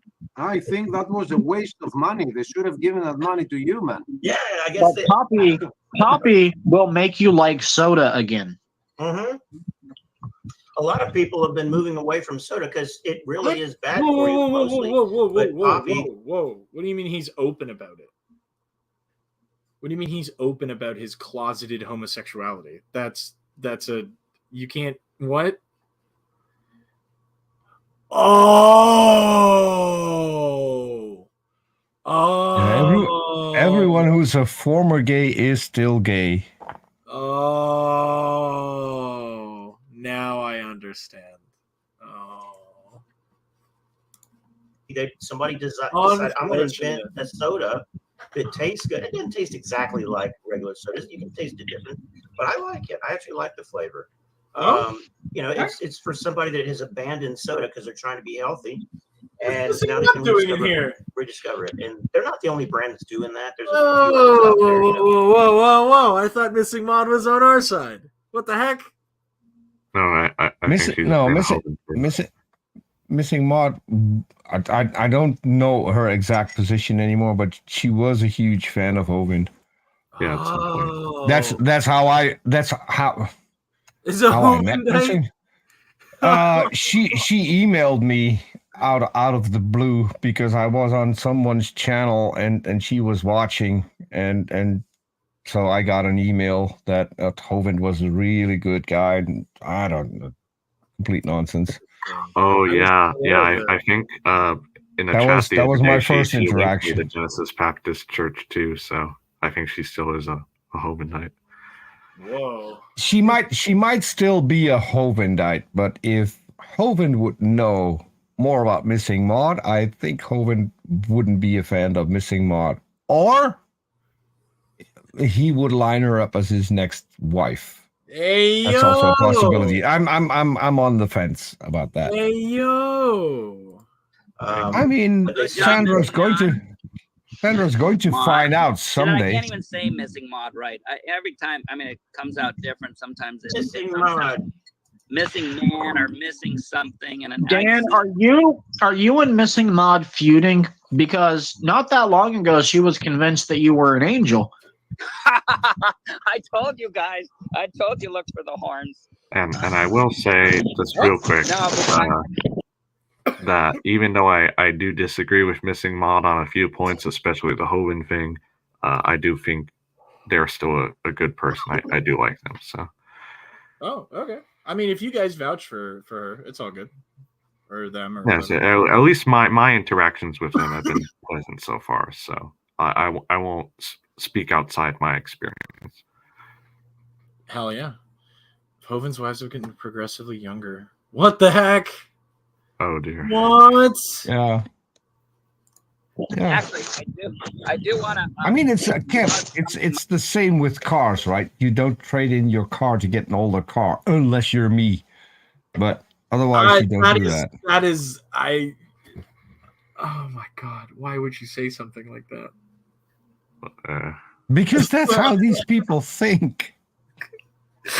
Yes, so. You get a newer model. You gotta get it fresh off the lot, bro. Yeah, I mean, an old car you can wrap. You can't do that with a woman. Why would you say that? Myself. I'm muting you, Steven, because you deserve it, and I have Dave. the power to mute you. If you guys want to get the biggest laugh in the world, I've dubbed them now the Three Stooges. But there was a show. What's up, dude? A show against it's Captain Dust. and Captain Clueless. Dust. Oh, it was so funny. It was a dust show.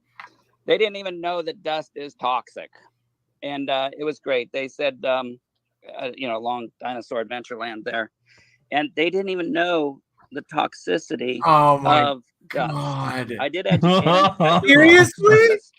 And You're then so it's the Three joking. Stooges. That's They got so up there and gross. they're going, "Oh yeah, there's nothing wrong with dust. What's wrong with dust?" And it's like, what? I thought I was Now I'm curious. Now I'm curious. Dude, Hovind dust- did not get dust is bad. Frank Turek's So, old little boobs plug and there. gave them to his wife, right? I mean, that's not a thing because that would be too funny. Oh, Mark is back. Frank Turek. Yeah. Frank Turek just had his boobs removed. Mark, you're streaming a game, brother. Yeah, I got Forza. Is that okay? I can turn it off if I need to. Yeah, if only because we're just like Yeah, watching no stuff problem. over here. Yeah, I'll cut it off. I just had my virtual cam still running from earlier. Oh no, you're good. You're good. Yeah. So yeah, I was especially when kind you of spamming the chat, so I figured I'd come back. I had to run to the Hell yeah. store, so No, you're Oh, good. no bro. that's You're what good. happened. Yeah.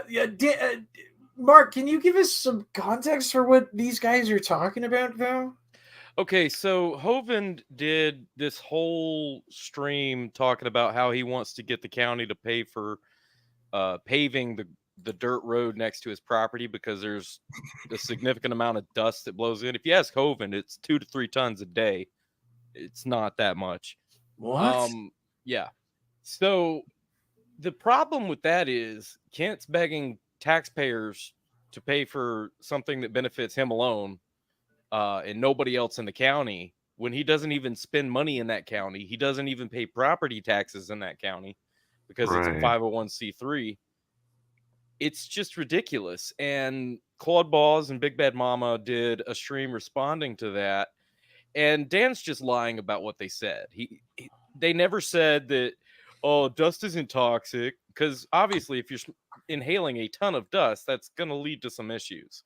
Everybody Right. knows that. No, and nobody at any time mentioned anything about dust being like this benign thing. And Yeah. everybody was acknowledging that, yeah, it's a problem, but it should be Kent who's creating the solution instead of begging the government to do it for him, because he's an anti-government tax protester.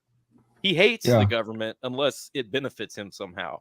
And he did this video basically bullying the county commission online, and he's not going to get his road paved because of the way he addressed it. But Dan's just lying about that whole situation. Like now he's a narcissist and a hypocrite.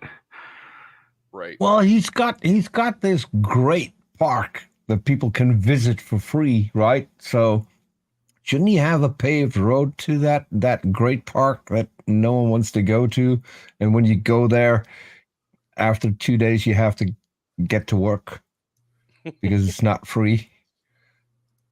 It's free, but it's not. It's free if you work for it. Yeah. Yeah. That's wild. If I make it to the States, I still have this dream of renting some kind of motorhome and going there and staying as long as I can for free without working, because he's advocating that it's free. So I mean, that would be your food sorted, right? So see how long he notices. It'd be good, and you can make day trips from there and go back in time for dinner. I can't condone this. I'm sorry. And then keep live streaming it and saying, okay, I got dinner today. It was free, so it's still free.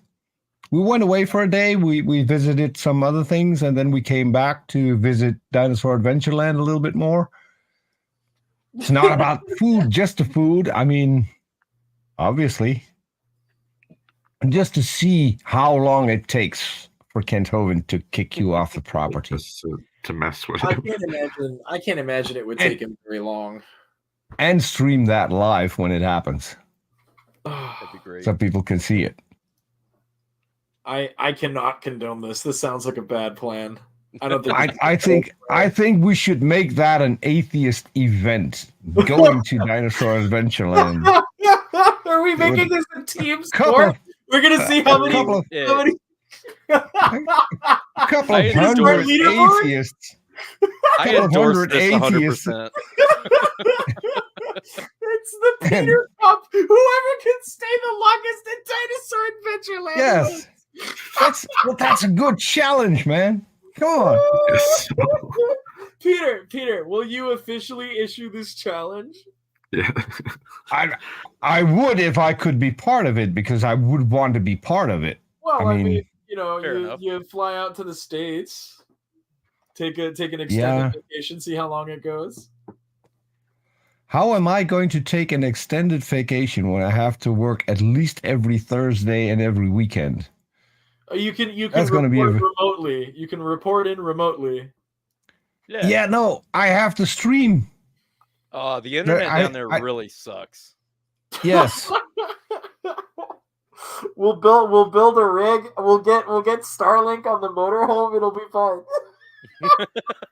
Starlink would work. Yeah. That'd be a great idea. That would be a Use it for fantastic whatever. idea, dude. Strap Yeah. a Starlink to a motorhome But that, and run the see, Peter and Cup. now I got a problem again, because that would mean that I would be supporting Elon Musk, who's taking Starlink away from crucial things like people at war who need the internet. Listen, man. So If you start shopping for angels, you're gonna come up dry. Okay. yeah. Business is dirty. We just kind of have to deal with it. I don't know that. In all fairness, art from artist. in all bro, fairness, art from artist. the funniest things that I've done this week is watch Cybertruck reviews. Oh, And- dude, and that stuff is hilarious. I see that The all the best time. ones are the guys sticking their fingers in the frunk, or what it's called, the hood, and then close it, and then expecting it to stop when there's a finger. I mean, you've watched that the video. guys who chopped carrots with that hood. And then you stick your finger in it and expect that it will stop because it's human for some reason. Yeah, no, dude, that's crazy. And I mean, Oh, then there was this guy, I think somewhere in the Midwest, who thought that an off-road vehicle was supposed to be able to go off-road, and then had to have a guy with a Ford pickup tow him out again. you Because silly. his Truck, cyber, the truck doesn't mean off-road. Off-road tires don't mean off-road. Well, okay. a truck should be able to carry a bicycle, which you can't do in a Cybertruck because it won't fit. Also, I mean, shout out to Captain guess- Death. Congrats on your video.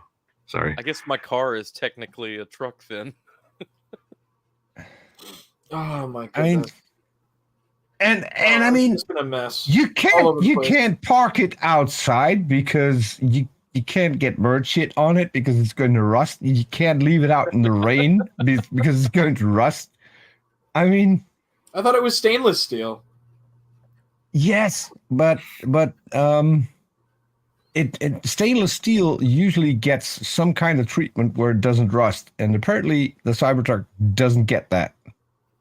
Yeah, it's And now they have recalled all Cybertrucks worldwide, every single one of them, because the gas pedal can get stuck. Yep. There wasn't a single one. There wasn't a single one with a safe gas pedal. Right, because they decided to have like a friction lock cover on the metal part of the Mhm. gas pedal, and there's absolutely nothing other than friction holding it in place. So if you overcome that friction, it's going to slip off and it's going to stick. Yeah. And it's been happening. Wow. They had to recall every single one of them. Yeah. That's... And you can't drive. And you can't drive through water either because then your doors and your Well, it's an electric truck. Of course, you can't drive it. I mean, wait, I the mean, battery isn't sealed that- off? No, I can't speak to that, but the all the electronics electrics cut out, Yeah. One and there's stroke, no way. It's over. There is no way to open the door when there's no electrics. So there's no safety mechanism. I feel like this is just going to become the new DeLorean, dude. Like the thing that was just way too advanced. No, the Pinto. Actually, yeah, the Pinto. Actually, I forgot the name of the comedian who just did a bit on it, and he said the Cybertruck. You know the car you're gonna get if you inbreed two DeLoreans. I thought that was brilliant. That was, I mean. Oh my goodness, that's too funny. All right, can we continue this video? Do we have the mental fortitude to continue this? What do you guys? Yeah, I can't stay long anymore because it's already 5:15 here. I should officially get some sleep. Probably. In the morning? Oh wow. Yes. Oh.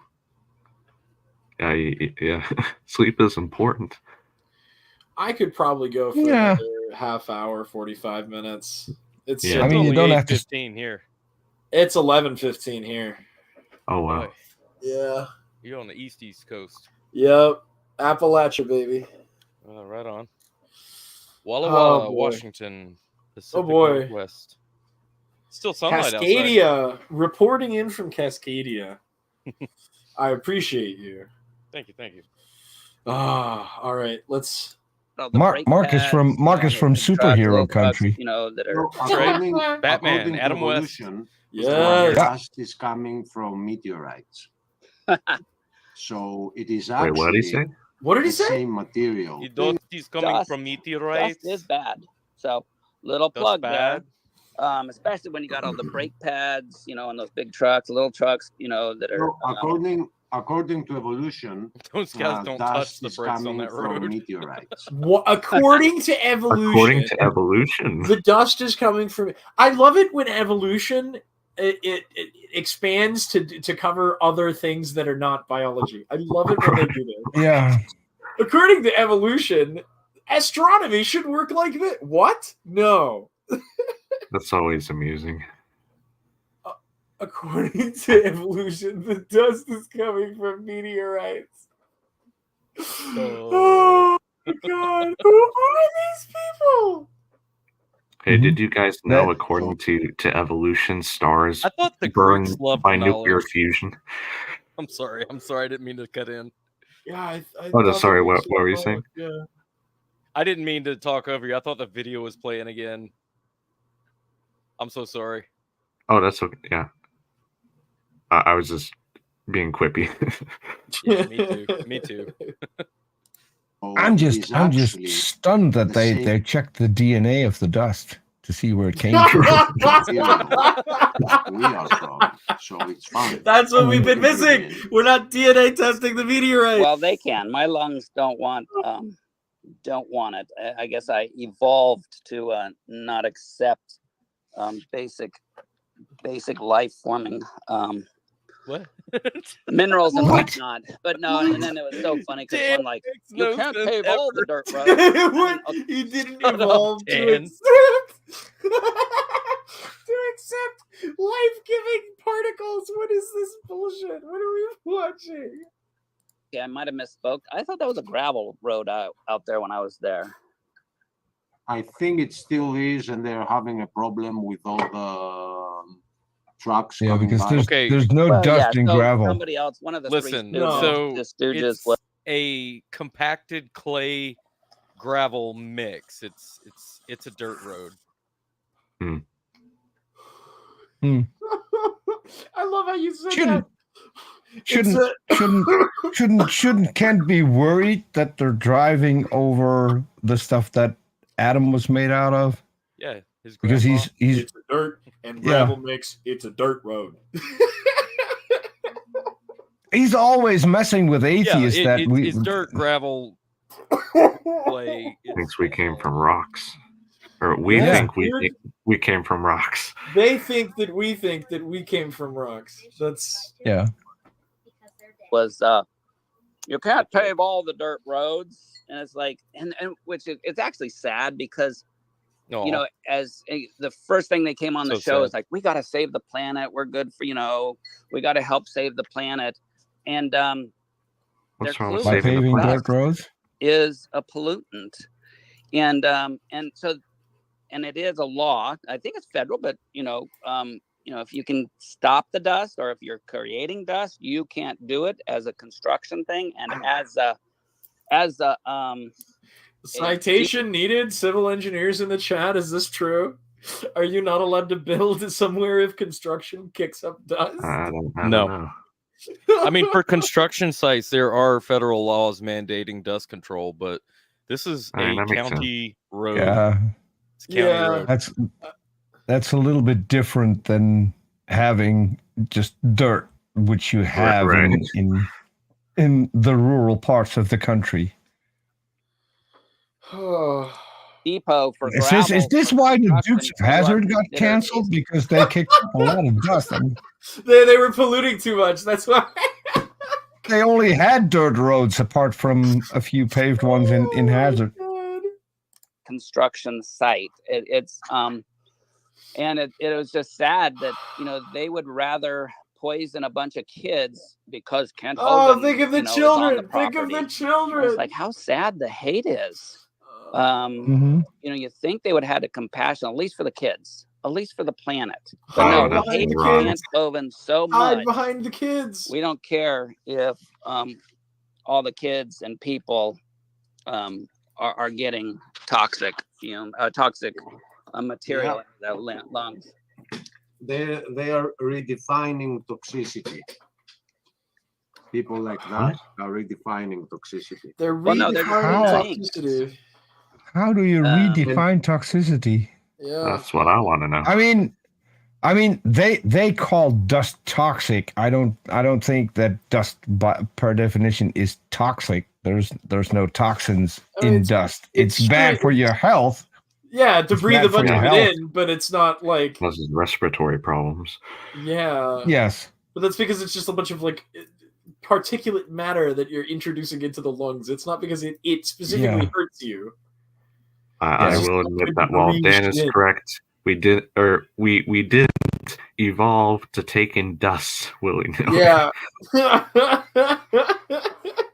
That's They not are the part of our toxic- biology. are the true toxic ones, No, it making sure toxic isn't. comments. Well, and that was always, and I said it, and it's, I am a little devil because I knew as soon as I said trap, people were going to go, oh, now they're going to pay attention. The trap is that you're just as sinful as I am. It's just I'm looking to God. By the way, Whoa, showing up in the chat. I like to ride gravel bikes. Paving on the dirt roads would be sad. I will address. Let me this clarify comment of your that. brother, So there is a because I'm a small dirt- amount of like the pea gravel stuff in the clay that they make these roads out of. Yeah. But there's no loose gravel. It's not like what you would think of as like a gravel road where there's all this crushed granite. It's nothing like that. It's dirt, clay, and rocks. Yeah. I'm So just Hovind curious. just wants the county to pave it for him so that he doesn't have to Yeah. pay for it, or what? Right. Yeah. Mark, help me out. When you go to Dinosaur Adventureland, you can take, I think it's called a tour. Yeah. Is that on paved roads? Because that's the part where the county doesn't have to pay for the pavement. He's not complaining about the dust that he makes. Only the dust at the dump. The property itself used to be a gravel pit, right? There's clay, Yeah. gravel, and sand there. That's all that's out there. There's no real soil or anything like that. Clay, gravel, and sand. And the property right next door is the current gravel pit that's got the same material, clay, gravel, and sand. And he knew this was an issue when he bought the property 8 years ago, that this dust was a thing, but he's never complained about it until now. And now all of a sudden he wants the county to pay for it too. Like, dude, you bought the property knowing that these were the conditions. The county's not just and look, to pave I think Mark, you're underestimating him. I think you're underestimating him because he's going to make a fuss about this and then saying that the county needs to pay for this. But what he actually wants is people to donate to Dinosaur Adventureland so he can pave the road and he can then play the hero because the county didn't pay for it. We paid for it. No, you didn't pay for it. People who fell for your stupid lies, they paid for it. Even if Hovind was able to raise the money to pave that road, the county wouldn't have it because it is a main thoroughfare for these dump trucks. That's where they leave the mine and go to wherever they're delivering. They have to And you use can't that road. interrupt that. No, you can't interrupt that for one. And another thing, dump trucks are brutal to paved roads. They'll leave potholes. Yes. Paved roads are a whole lot more expensive to maintain than a dirt road. Conecuh County, Alabama has the most dirt roads in the entire state. They have to road grade these things all the time. They're doing it anyway. It doesn't cost them any more or any less to keep it the way it is, but it would be a huge upfront cost to pave the road, and it would also be a huge maintenance cost because these dump trucks guaranteed are going to eat that paved road to pieces. And there's still going to be dust because they're coming out of the mine and they're driving. The dust is coming from their payload in the dump truck. Yes. Oh no. Who is this guy, Atheist Jr.? You mentioned him. Oh, AJ's cool. Super Yeah, cool. he does a lot of Kent Hovind videos. Hey, Chris. Hey, good morning, everyone. I guess it's time for another one of our Crew Corner videos. Today we're going to go check out what's going on at the wood shop. Oh, that's the guy that got the hooker, Oh, right? What? Hovind really let himself go. What? Huh? What? No, that's the guy that got kicked out of DAL for having hookers. Like a couple of prostitutes came looking for him, saying that he owed them money. What?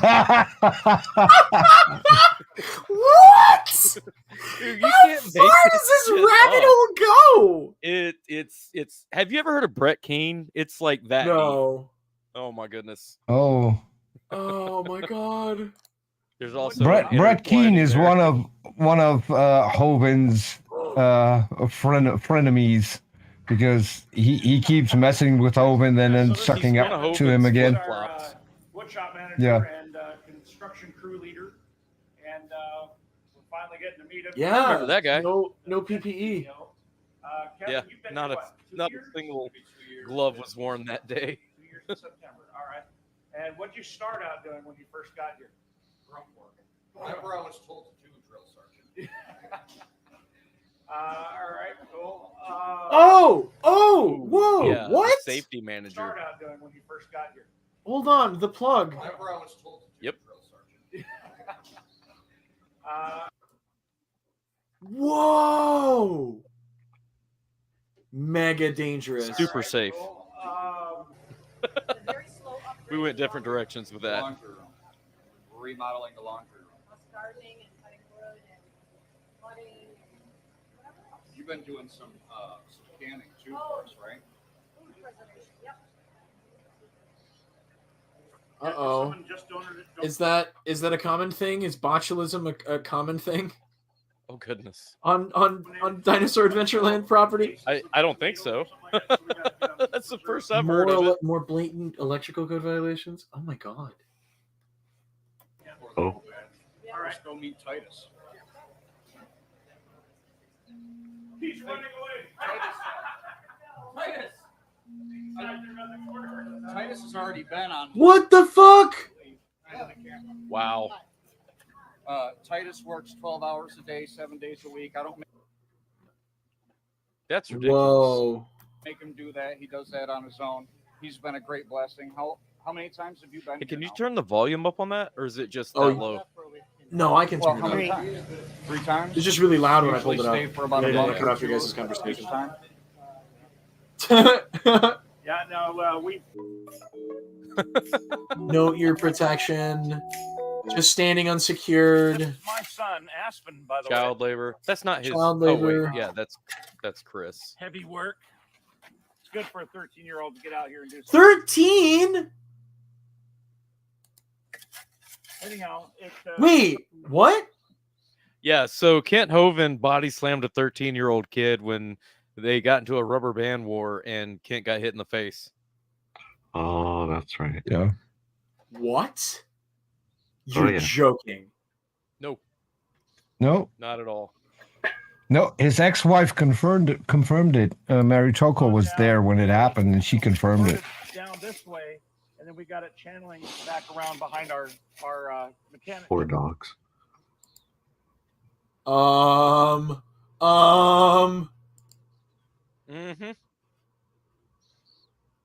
I need super I need safe. an electrician. I know how to do all that. I have built 9 houses and done countless remodeling projects, and I just want so bad to jump in there and do all this stuff. But God says, I'm lazy. On creation, so let somebody else do it. Anyway, He's we been- need plumbers. he's got I know how to more do all important that. things to do, like this jerking is off not- in his not my calling office. in life to go around begging for money all the time. But Is that a thing that happens often? Yeah. There's a recording of it. What? This is bad. Mark, no.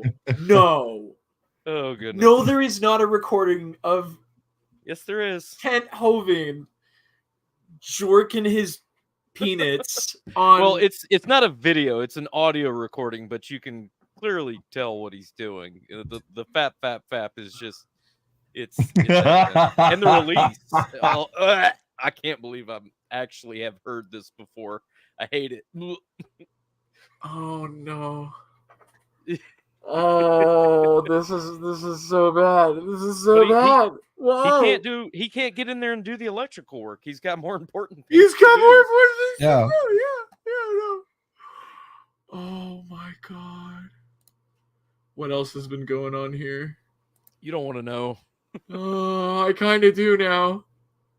This His is best friend is a convicted and currently charged child molester. What? 2 of them, actually. One of them's on the board. Not convicted. The guy that's on the board isn't convicted because his family gave him like a pass, I guess. I don't know. But yeah, he diddled his own daughter. And he's on the DAL board. Wow. Why is that always the common Because thread? It's easy. It's an easy place to hide for these creeps, these perverts. They think if they just blend in a church, nobody's gonna notice. And then you've got people like Jim Bob Duggar that cover up for his son, basically raping his daughters for years. Yeah. People just know, hey, you can get away with this stuff in a church because nobody's gonna. They have to forgive you, right? Yeah. It's an easy place to hide. That's disturbing. Very disturbing. Yeah, man. Just wow. It hurts to even think about it. Like, how do you look at that, especially as a Christian, right? As a Christian, as somebody who is supposed to be held to a higher moral standard than everybody, compared to everybody else, right? Oh yeah. How do you look at that and you're like, yep, that's just what we have to put up with. We just have to hide this over here so that it doesn't besmirch God's name as if having him on your team doesn't besmirch God's name even more. Like, what the hell? How do you justify this? I'm sorry. How do you get one of those perverts to your dinosaur adventure land, provide him with a house that only has a mattress in it, and he's bringing a kid that isn't his own kid? I'm sorry. Are you saying that Kent Hovind facilitated this? Yes. Yes. I'm sick to my stomach. I want to see what this property looks like. I don't know that I've ever seen. I'm much more familiar with Ken Ham than Kent Hovind. I'm curious. Hold on for just a second. So, are they still keeping up with repainting the women on the gate? to the actual new? I don't know. Because whichever one. I saw a video that apparently was quite recent, and I think Mary Toko is still on the fence, which is 2 wives ago. So I don't know. Oh God, why would you say it like that? 2 wives ago? Because that's Mary Toko was the second, and he's on his 4th wife now. This guy is so fucked up, bro. He's going through wives So faster than I go fucked, through sucks. I'm going to watch that documentary that you sent me. I'm going to watch it. I have to know how far this rabbit hole goes. I need to know. Oh, is that the McKenna Mitchell documentary? Yes. Yes. Yeah, that was a very well put together piece. Awesome. I I'm actually spoke excited to to see it. McKenna Mitchell when I first got to Dinosaur Adventureland, and he wanted to interview everybody, but Kent wouldn't let anybody get interviewed. He's like, y'all don't talk to McKenna Mitchell. Damn. Naval atheist. You can measure how far away a storm is between the flash. Yeah, and he's thorough. I mean, he did a documentary on Greg Locke, and that earned him death threats to his house, to his own address, The next one is 250. which is why that hasn't come out yet. I have to say, from just this little snippet, 1 minute in, and I see the appeal. I see how he's drawing the kids in. Yeah. Because this is like a big like interactive thing that they like. Right. The property doesn't look all that nice, to be completely honest. No, it's an old gravel pit. Every day. What we try to do here is make everything have a science lesson with a spiritual lesson. Oh no! Going down a hill on a 4-wheeler. No science was taught that day. Stop halfway down the hill. Do not try to turn a corner. Once you decide you're going to go, you have to go. All the kids in the front, no seat belts, Not a helmet, no seatbelt. Boys, are you listening? nothing, I want to ask you a question. and no doors. Do you? I want to ask no, you a he's not. question. Yeah, are any of these kids buckled in? Oh, of No. course not. Is there No. is there like any safety? Because I mean, it doesn't Oh. look that steep from this perspective, but I can't imagine that if he hits that hill wrong, that thing wouldn't flip. Cam, it's not gonna be a problem. A boy drowned there, and Kent What? was the same Oh, yeah. the same day I the was boy there. drowned there. Kent was on a video saying how much fun the family had while visiting Dinosaur Adventureland. It was a couple days later, but yeah. Maybe Wow. a couple days later. Wow. Do you want to do it? Whoa, dude! Whoa! That's a Yeah. Can-Am side-by-side, too. That thing will get up and Yeah. move. That is.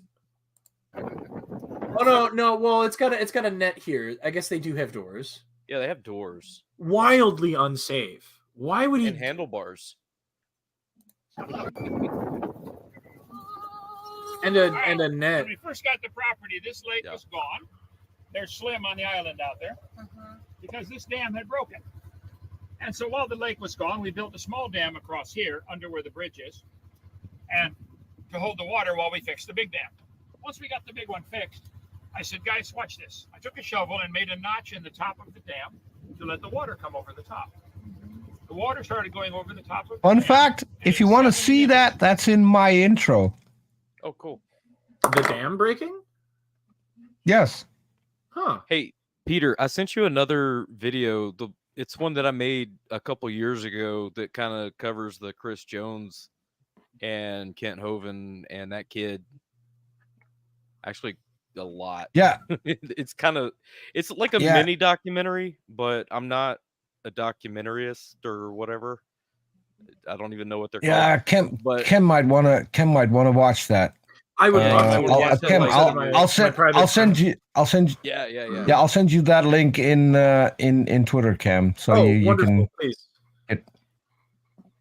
Because if I post it here, if you end the show, the links are gone. So. Okay, got it. They will I just show got the you message. Thank millions you. of years to make Grand Canyon. That is baloney. What? Grand Canyon probably took 1 week. What? Excuse me? You Didn't you know drew that? a notch in a small dam, and poof, Grand Canyon. Yep, that makes sense. Lots of water moving one direction. Okay, if you turn that pump on, Yeah, except the Grand Canyon isn't one straight channel. shoot them out the bottom. We call it the No. royal flush. Yeah, and it's not. It also powered by goes a back lake on itself, river. which Right, is not what it raging meanders. water would do. Right. So now you get to see half a canyon. It used to be a big canyon.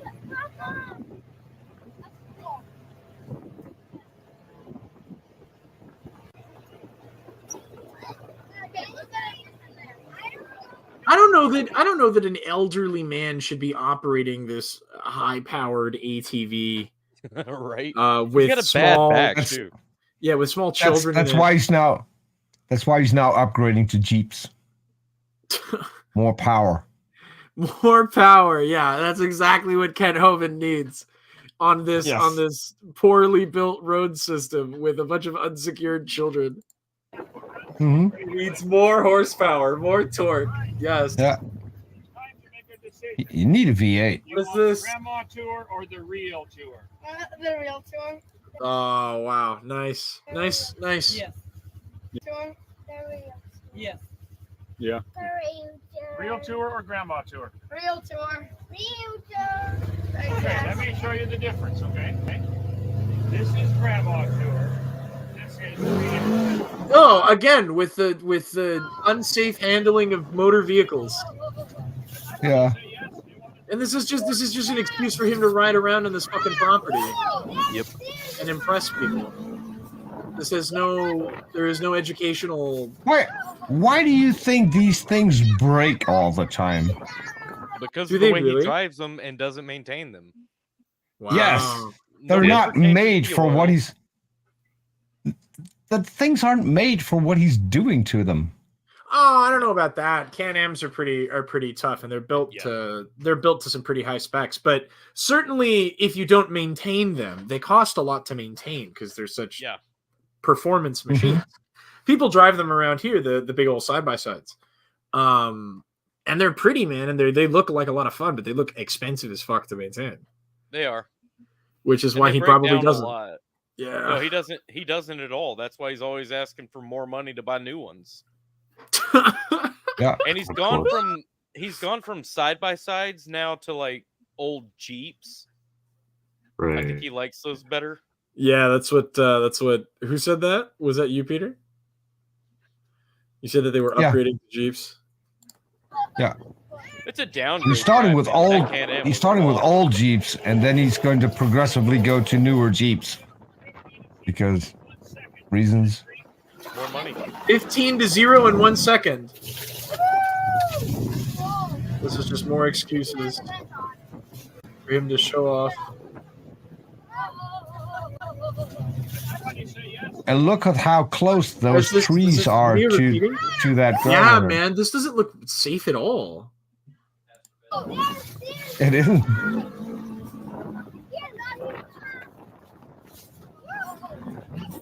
Now, Hovind is a pretty good driver. I mean, he's fast, but he never had an accident. Oh, no. I told the boys to feed Yeah. the cows, and they forgot. See the cows over there?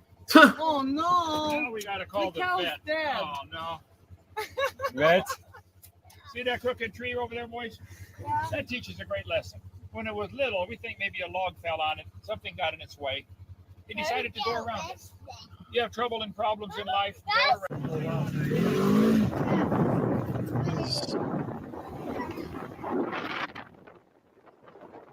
Going up a sand dune on a four-wheeler. Don't go halfway and stop, and then try to start again. This is the same lesson as the downhill thing. You'll dig a hole with your tires and be stuck, right? And you will flip over. Well, the secret is build up speed before you get there and keep moving. This is like your homework. If your homework's due on Friday, don't wait till Thursday to open the book. Okay? It's a good lesson. Or if your bills Honestly. are due on Yeah, Friday, that's not a bad lesson. Yeah. Yeah. You can learn a lot from a sand dune. Yeah. Commit to what you're doing. Don't half-ass things. Yeah, sure. Yeah. And don't procrastinate. Yeah. Yeah. Not The really a problem is- spiritual lesson, other than just like a general life lesson. Yeah, I guess he's cloaking it all in the Jesus stuff. Yeah. The problem with do your homework isn't the do your homework. It's with the forgetting everything they taught you after you did your homework. All followed each other's bad example and went crooked together. Well, you said he's cloaking ever done it something in the stupid Jesus because you stuff, were but with a he friend who really was- doesn't ever talk about Jesus. No, really, he doesn't. Have you heard him say Jesus one time in this tour video? I mean, he was talking about giving spiritual lessons, but I guess maybe not Jesus explicitly. Right. What but I meant like these he's are just cloaking it all general in life religion. lessons. Yeah. But the only time he ever talks about Jesus is to compare himself to Jesus. Yeah. Well, to clarify, he's cooking it in his specific flavor of religion. Yeah. Which I guess is centered around him because it's good to get out the cult of personality going. Right. Yeah. Well, he doesn't need Jesus competing with his cult of personality. You would not have done it on your own. But if you get with a stupid friend, you're likely to do stupid things.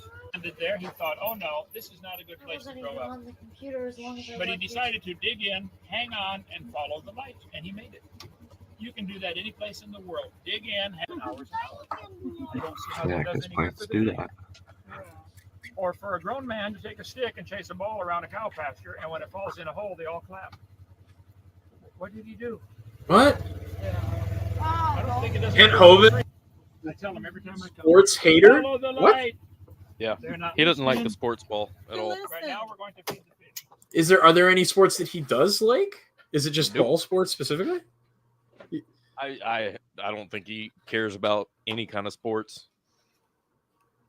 His favorite sport is conning people out of money.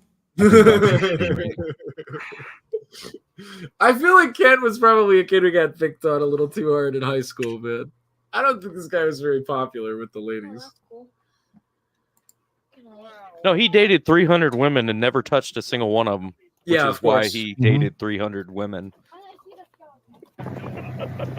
Think about that one for a second. Yeah, right.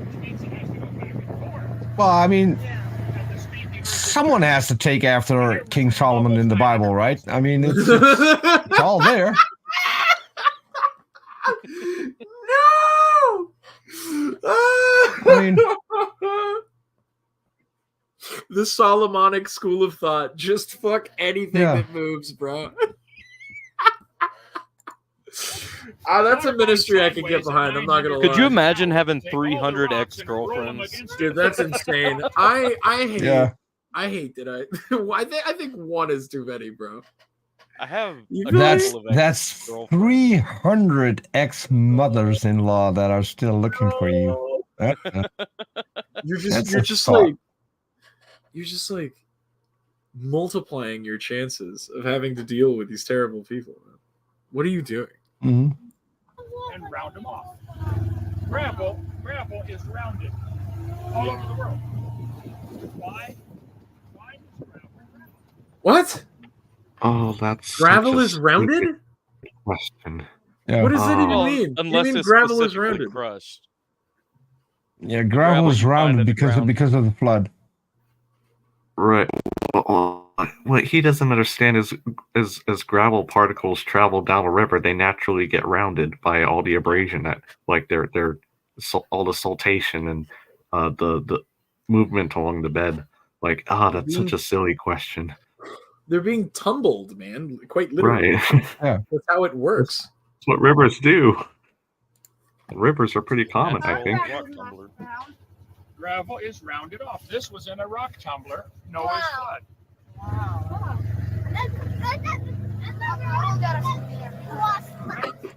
Holy shit, I called it. Noah's flood was a rock tumbler. That Yeah. makes so much sense. Mark it in the shade right here. Okay. Of course, it could be any regional flood too that made that particular seam of gravel. Yeah, or Right, any yeah. body A of water flood ever. won't do that. a flood won't do that because a flood won't last long enough to round it off. Yeah, that's true. Yeah, that's You need a little bit more time. Moving? I mean, you need them to move. You need current. Yeah. Right. Yes. You need continuous flow of water. And you just wouldn't have. Oh wow. Well, we all know silly. It's hard to. Doesn't understand geology 101 here, so that's pretty evident, I think. Yeah. Well, he only taught high school science and math for 15 years. Right, yeah. This, God, what? This man taught science? No, he didn't. Yes. Oh. He supposedly did, like, homeschool groups at his local church. Yeah. Oh, Yeah. okay. But he's not like he didn't get like a degree or anything. No, He taught high school science. Not a legitimate one, anyway. He taught high school science just like Rob is going to teach apologetics on an academic level. Apologetics and MMA, dude. Don't you know he's Dr. Hopen because he got a PhD from a degree mill. Degree mill. Yeah. Fun fact. When he got it, it was a trailer in the desert. Where he got his degree from is now housed in a room under a stair. So it's basically kind of a Harry Potter scenario, right? Under the stairs. Room closet. Yes. My name is Kent Hopen. That's how it Kent starts. Hoven here.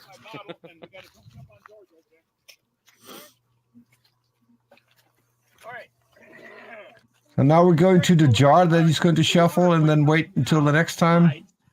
We're making it go back and forth sideways, depositing these layers in a few minutes.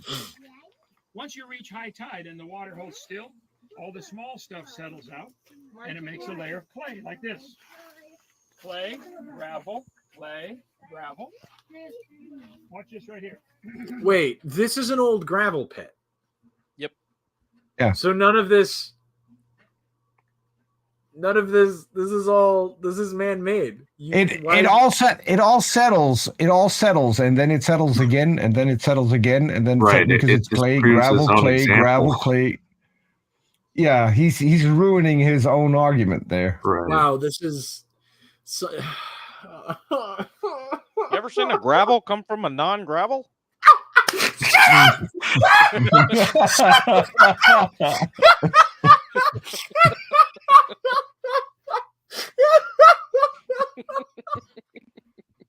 Gravel from not get the fuck out of here.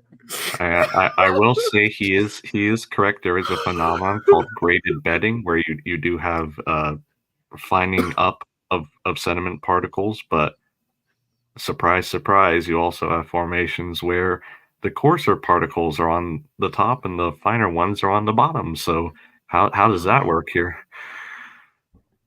Oh yeah, I mean, this It's is like a man-made. literally any claim they come up with regard to how Noah's flood did it, you can find a geological outcrop that shows otherwise. I can do you one better. At any claim they come up with about Noah's flood, they countered themselves with a different claim. Yeah, that too. Yeah. Yeah. And by the way, I do AIG's not believe in a global flood. What is your Say that take again. on the flood story? Yeah. then, I by the way, think it Mark? was a big flood in the region. Oh, Yeah, okay. I don't that's think it fine, was yeah. a huge global flood. They didn't even have a concept of the whole world back then. They Right, didn't know what was exactly. going on. They Right. didn't know It was anything beyond. Mesopotamia. Yeah.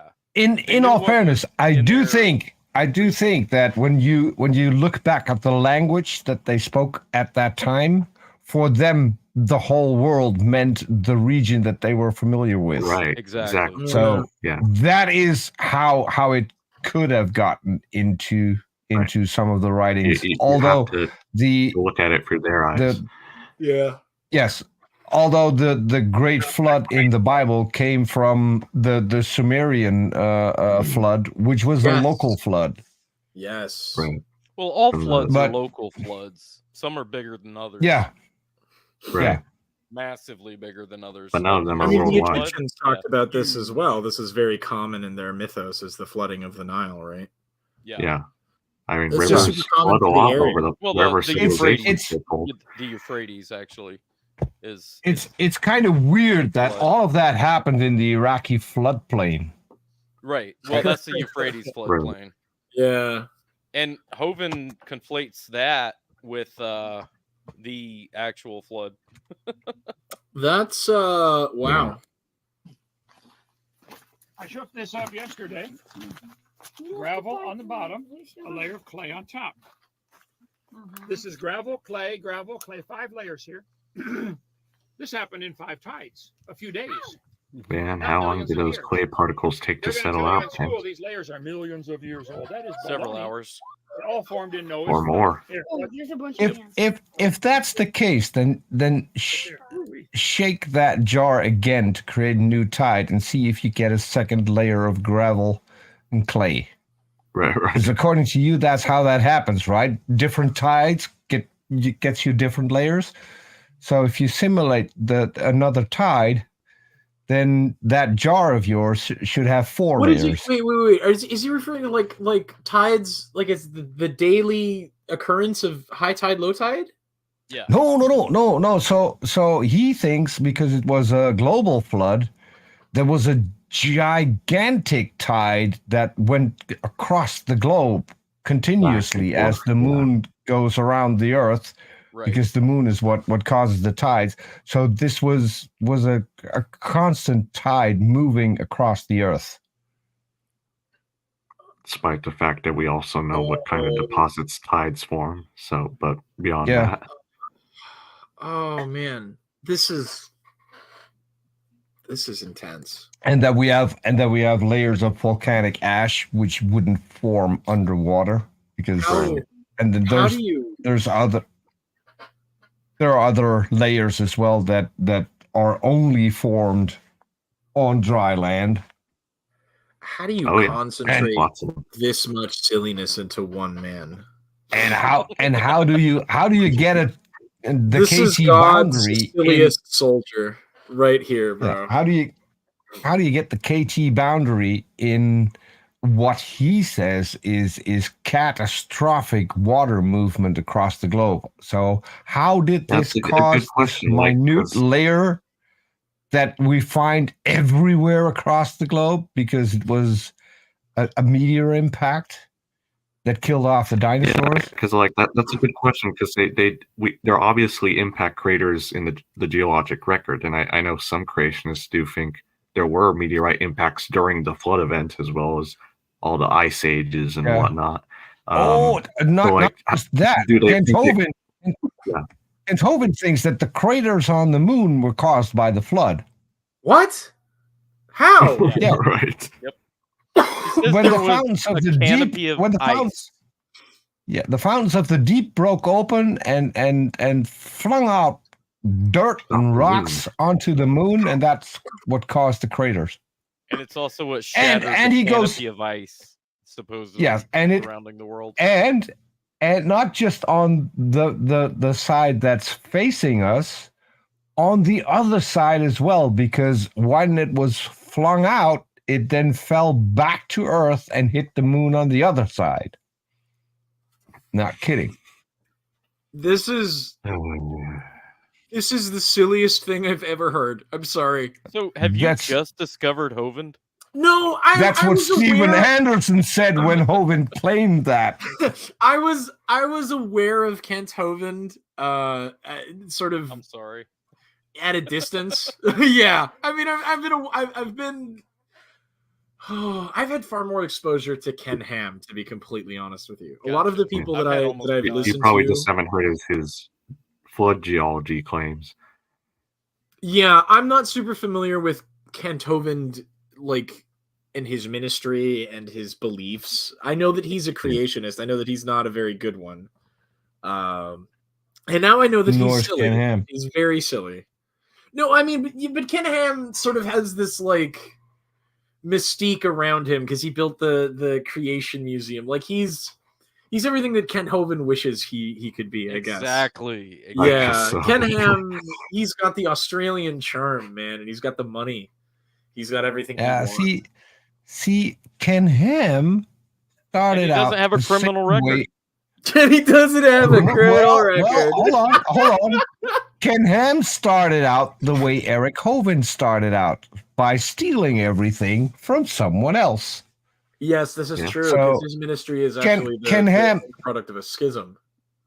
it was Creation Ministries International, and Ken Ham was the guy who was going to set up the branch in the United States. And then basically stole everything and founded AIG. Yeah. With everything that he stole. So. Oh my goodness. Yeah.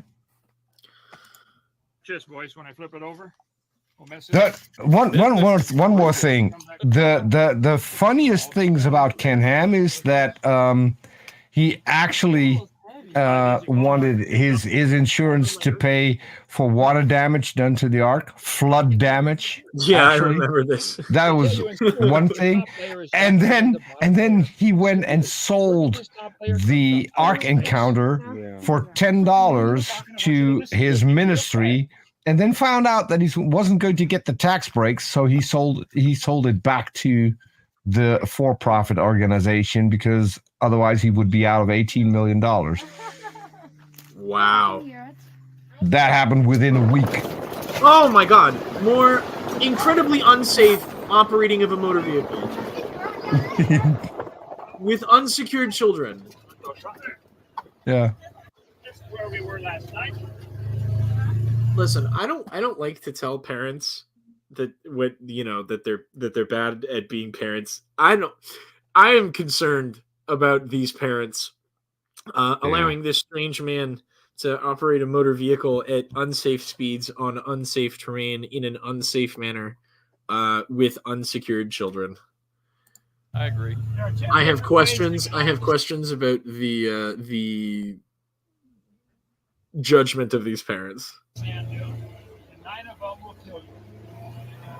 Oh, they're so close to the edge.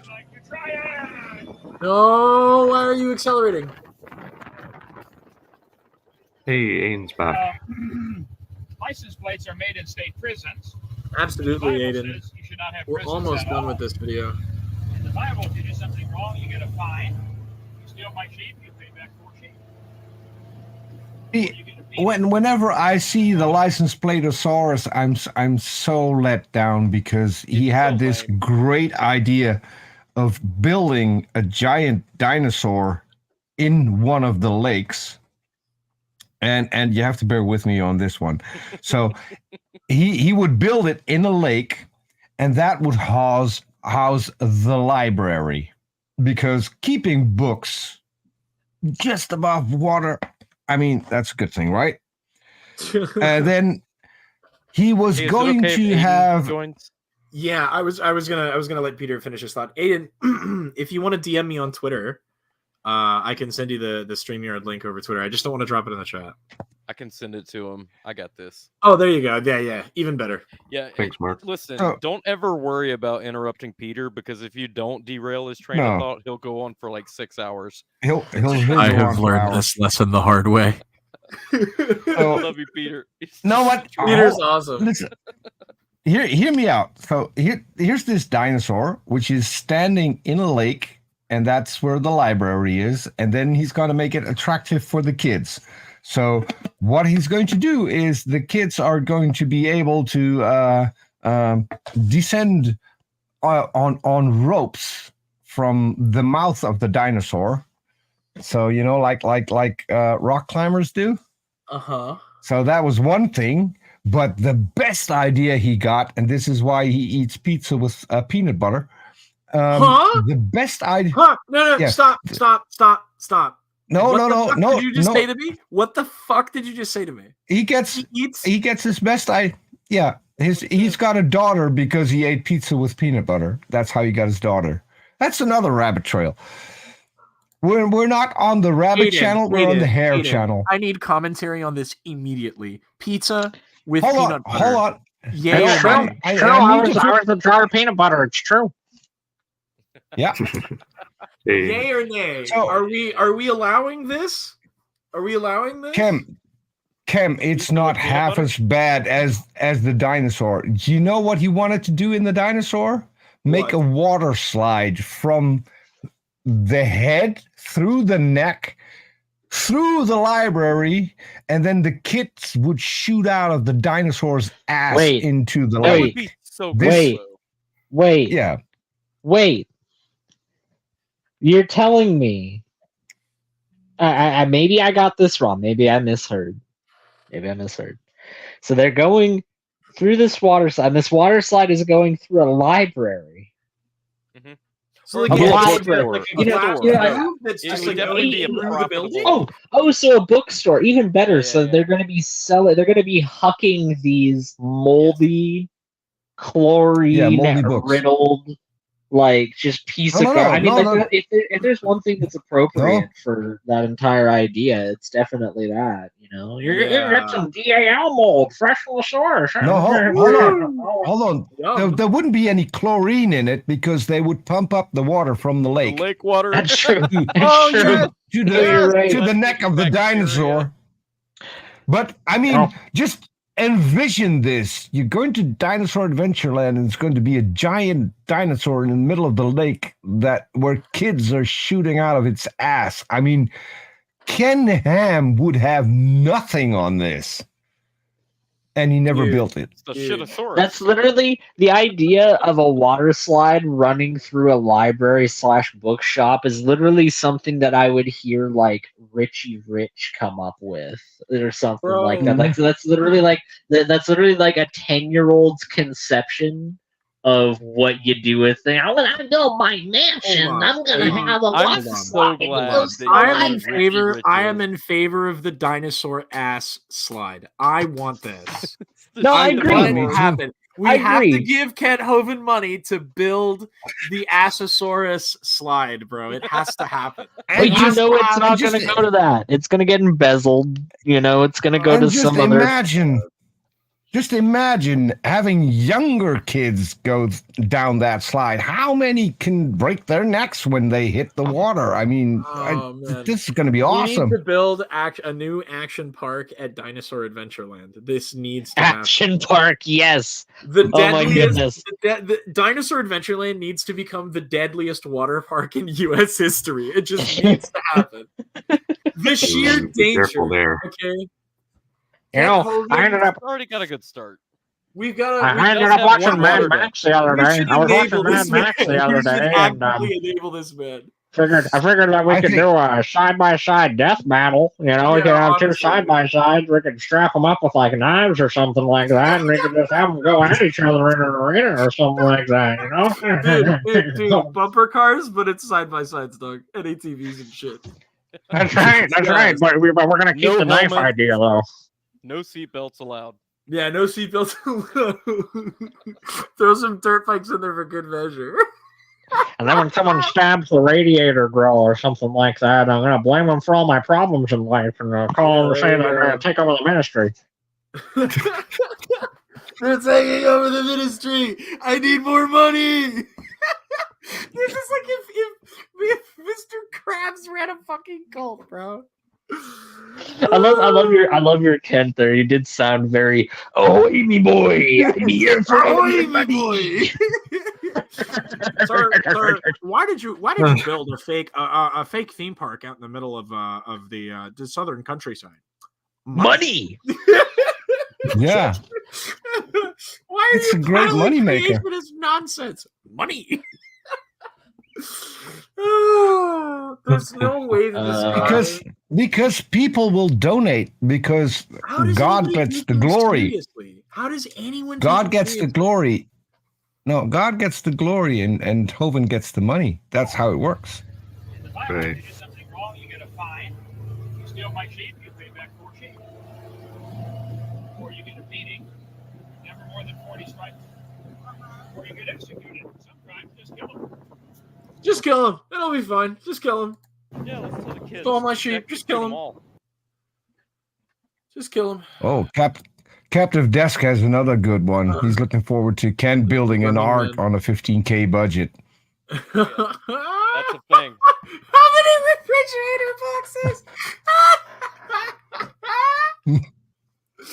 Oh my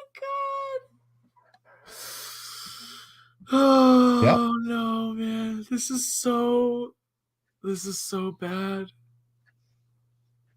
By the way, it's not the first time that he came up with the idea of building an ark, because he wanted to build an ark before they put the water back into the lake that he just showed that was gone.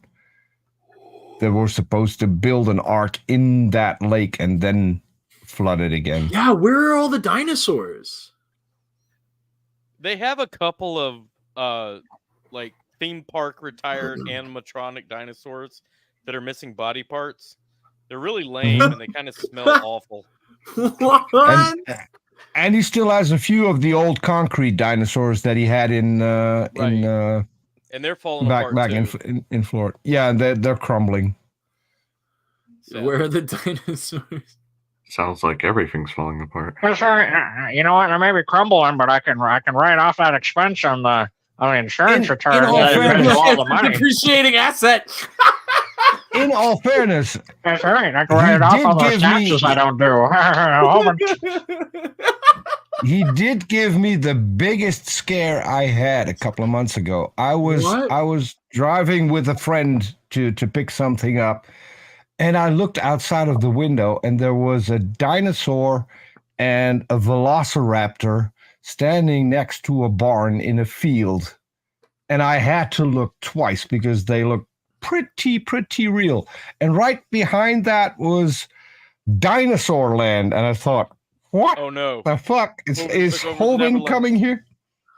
No, it appears that a couple of miles from where I live, there's a Dinosaur Land, but that's actually do they a scientific one, not a creationist. No, it's not a scientific. Oh my god, that's some like Berenstein versus Berenstain level shit right there. That's not okay. The one we have here, that's where they actually teach the kids science, which was it's a real dinosaur good thing land, not a fake dinosaur land. Yes, no, right. That's amazing. But yeah, I did think, because there's a guy here in the Netherlands who still owns the URL drdino.nl for Netherlands. who used to copy all of Hovind's stuff and translated it into Dutch. And I thought, this guy is not opening a dinosaur Adventureland close to where I live, because I'm going to set fire to it. I know I'm going to set fire to it if that. Yeah, just open your DAL on the other side of the Atlantic Ocean. Go ahead. I mean, I would be in favor. I would be in favor to having a creation museum like they have in Germany, because that's awesome. This is, you have to picture this, and I was there and I didn't know about it, so I never visited it. But so this guy had a spare bedroom, and he was going to make a creation museum. So he made it out of Legos and Playmobil figures and popsicle sticks. He made yes. So the entire creation museum was the size of his spare bedroom, which has since been relocated, and no one knows where it is anymore. But I would have wanted to visit that one so bad.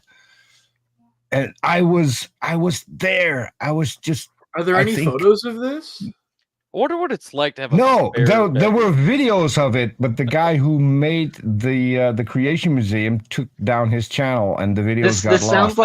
This sounds like a named location in like a Fallout game or something like that. That's kind of like the vibe that I'm getting from that. Some random house in the middle of Germany. He's got a weird creationism That's right, yeah. There was a guy. Brilliant. There was a guy that donated a little travel trailer that he had decked out as a creation museum, and it was 10 times better than Kent Hovind's. So what Hovind did was gut it and give it to this couple that he eventually kicked out. Of course he did. Wow. Man. That little travel trailer was nice. It was very clean.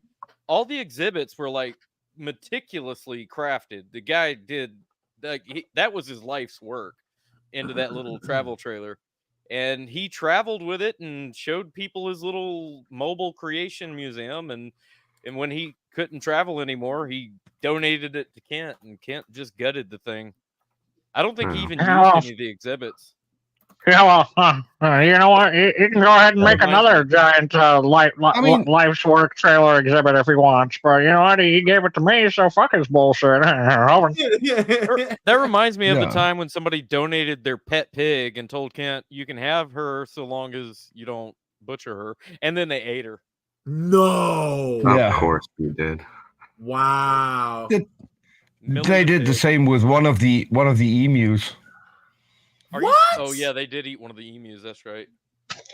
They ate an emu? Are you serious? Stupid. Yeah, emus are incredibly stupid. Yeah, I know they're stupid, but you look at that thing and you're like, yeah, I'm gonna butcher that thing. I'm gonna butcher that thing right there. I've heard that the eggs are very very nutritious. Let me eat the eggs, not the emu. Yeah, I don't know about the bird itself. Anyway, tiny problem. On that bombshell, I want to thank everybody for coming by. I have to go to bed. I'm just done. I'm fucking exhausted. I've done 2 streams today. Me too. I thank you guys so much, all of you, for coming and hanging out. I hope that we could do this more often. All you guys are always welcome in the chat. You guys are always welcome on the stream.